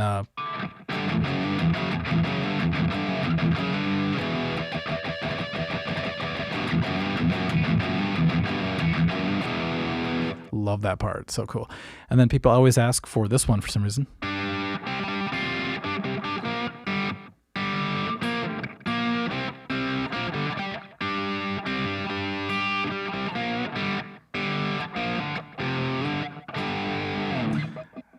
I love playing all these songs with super heavy metal distortion. And then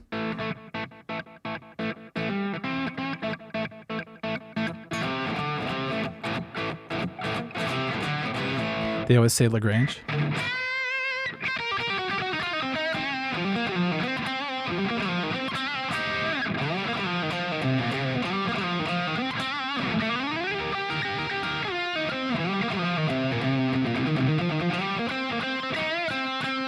Oh, I almost had it.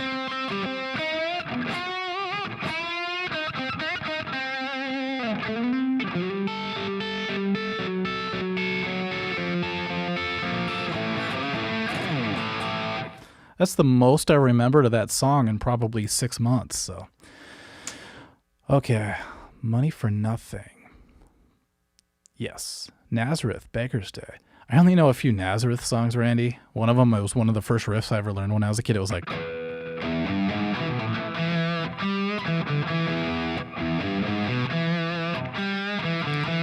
when I was a kid, I was like, I can't sing that song because he says the B word in it. Now you're messing with a son of a beep. Bad Horsey. I had the Bad Horsey wah pedal for a while. Let's see. All Along the Watchtower. I think that was in my very first riffs video. I do believe, because I love going. What was it? I forgot it. What key does Hendrix do it in? Is it?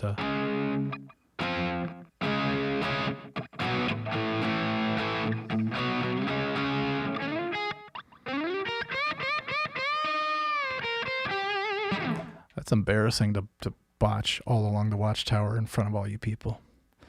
Yeah, Johnny Marr is great. I have to actually dive into his stuff a little bit more. Diego, Love Hurts, for sure.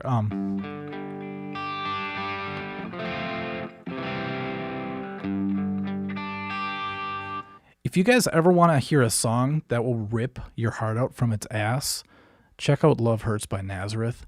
And it's funny, we're talking about the Bible, and now we're talking about Nazareth.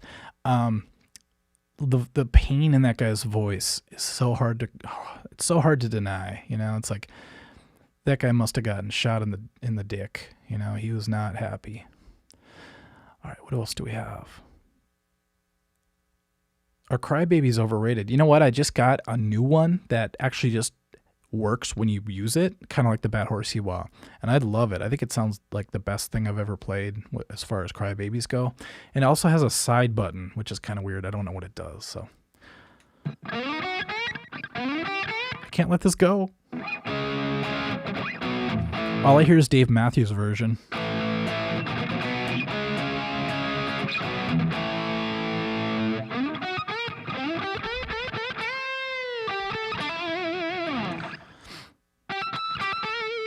I love when the guitar makes those squeaks on accident. It's great.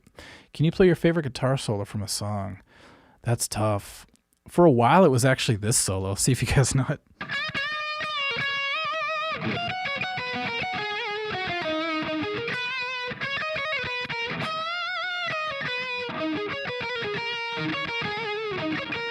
Oops.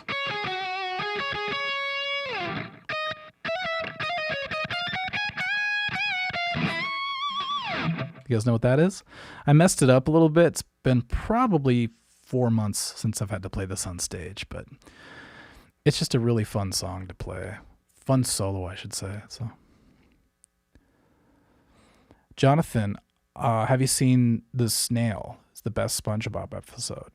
What's the one? It's like a number. It's like SK42 or something, and it's about Squidward going into the void, and I'm like, that's my favorite. It's one of my favorite. And one of my least favorite SpongeBob is when he gets sick and he has those corks in his holes. Oh, it's so gross to me. I really don't like that. Ow. Have you ever seen The Grain? Good one. All right, nobody got the solo? Yeah, More Than a Feeling is a good one, but that's not. Let's see. What's up, Hyena Frogs? Random question, Floyd Rose or Sophia 2.92? I don't know what Sophia 2.92 is, but Floyd Roses are great, especially the original ones. I love those. Can you remaster a Christmas song with some metal? Well, everyone's doing the... everyone always does. Yeah, Diego the Suds episode. Oh. How come you guys are bringing up... The thread is real, because last night I tried to do that and nobody got the riff right.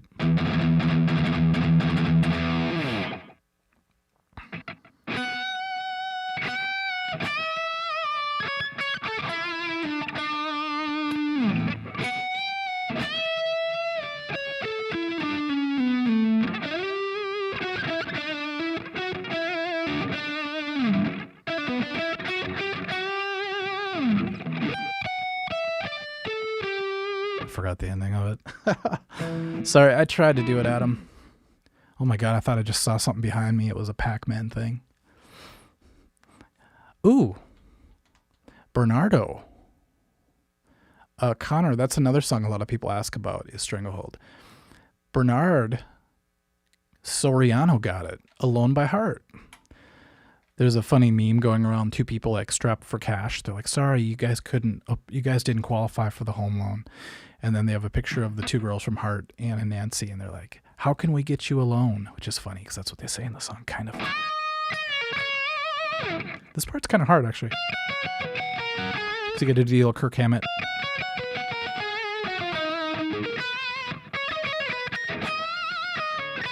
I like how expressive you could be with those bends.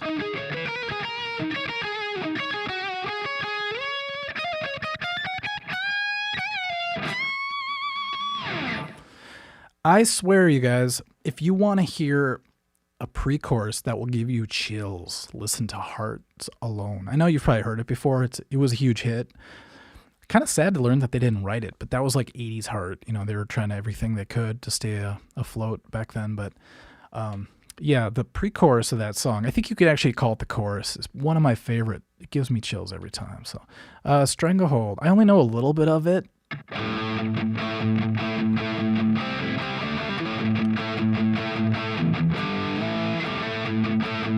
I always confuse this part. Love that. If you ever want to learn a great solo, learn the solo to Stranglehold. Because he does all these really, I guess, licks that take up space.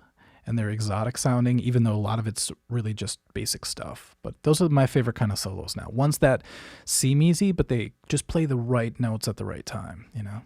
Although a lot of people hate Uncle Ted, but, you know, what can you do? No matter what you do in this life, someone's going to hate you for it. So, all right.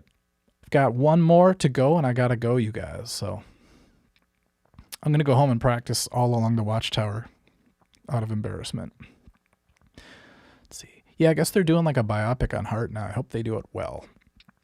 Who's going to be Nancy Wilson? I mean, Nancy Wilson could probably be her herself. She still looks great. Let's see. Shrimp says, I remember Slash said guitar for him is unspoken expression, and it was an interview. Did you learn guitar for a similar reason, or was it a parental thing? For me, my parents had nothing to do with it. In fact, they always just sort of like, what are you doing? It's kind of weird. And then I just started playing guitar when my brother bought a guitar, and I kind of stole it from him in a way. I didn't steal it, but I would just play it when he would leave. And I always wanted to learn how to play the beginning of one. So I was like, that's how I started. And so it was really self-driven. And that's why I think I stuck with it for all these years, because I always wanted to do it, you know, so.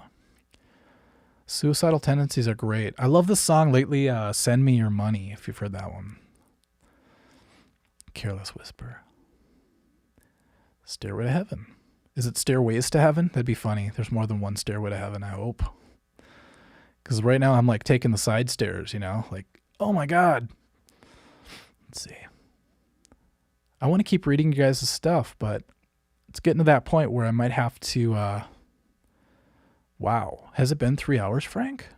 I did another 3 hours, man. This is like Rogan now. Sub D, what's up? Sorry, man. I think you sign on right as I'm going to get out of here. Like I told everybody, I'm trying not to drink tonight or forever. I'm kind of giving it up. And so I'm like sipping the water and chatting with you guys because I know if I go home, the bottle will be calling me. And like I said, it's not like I'm a big drinker, but lately I've been going home and watching horror movies. Lately it's been Blackcoat's Daughter, Psycho 2. But I threw a little Trains, Planes, and Automobiles in there because I love that movie, and it's Thanksgiving. It was Thanksgiving when I started watching that again. Great Thanksgiving movie. And then I would have like a glass of wine and practice guitar, and it made me feel really good, you know?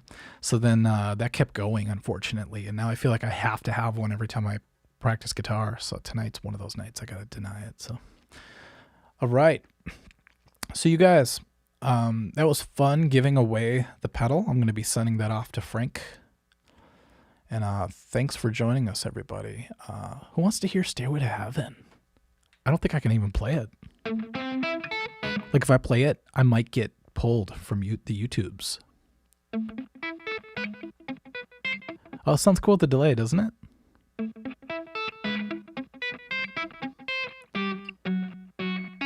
Oh my God, I forgot how to play Stairway to Heaven.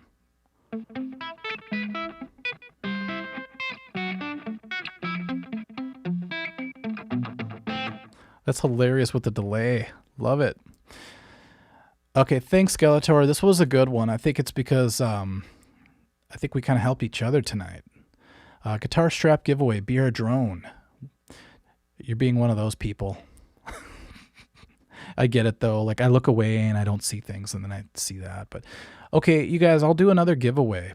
Next, it won't be something as like expensive as a pedal, probably. Maybe a guitar strap, because BR Drone is demanding it, or like maybe a set of picks or something like that. Let me know some of your ideas. And Frank, expect your pedal to be in the mail. I almost choked to death right there.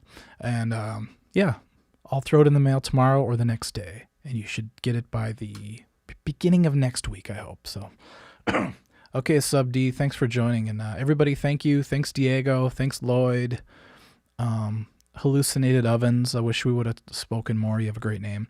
And Angel B. Cam, you did miss the pedal giveaway. Sorry about that. We'll see you guys all soon, okay? Thanks again.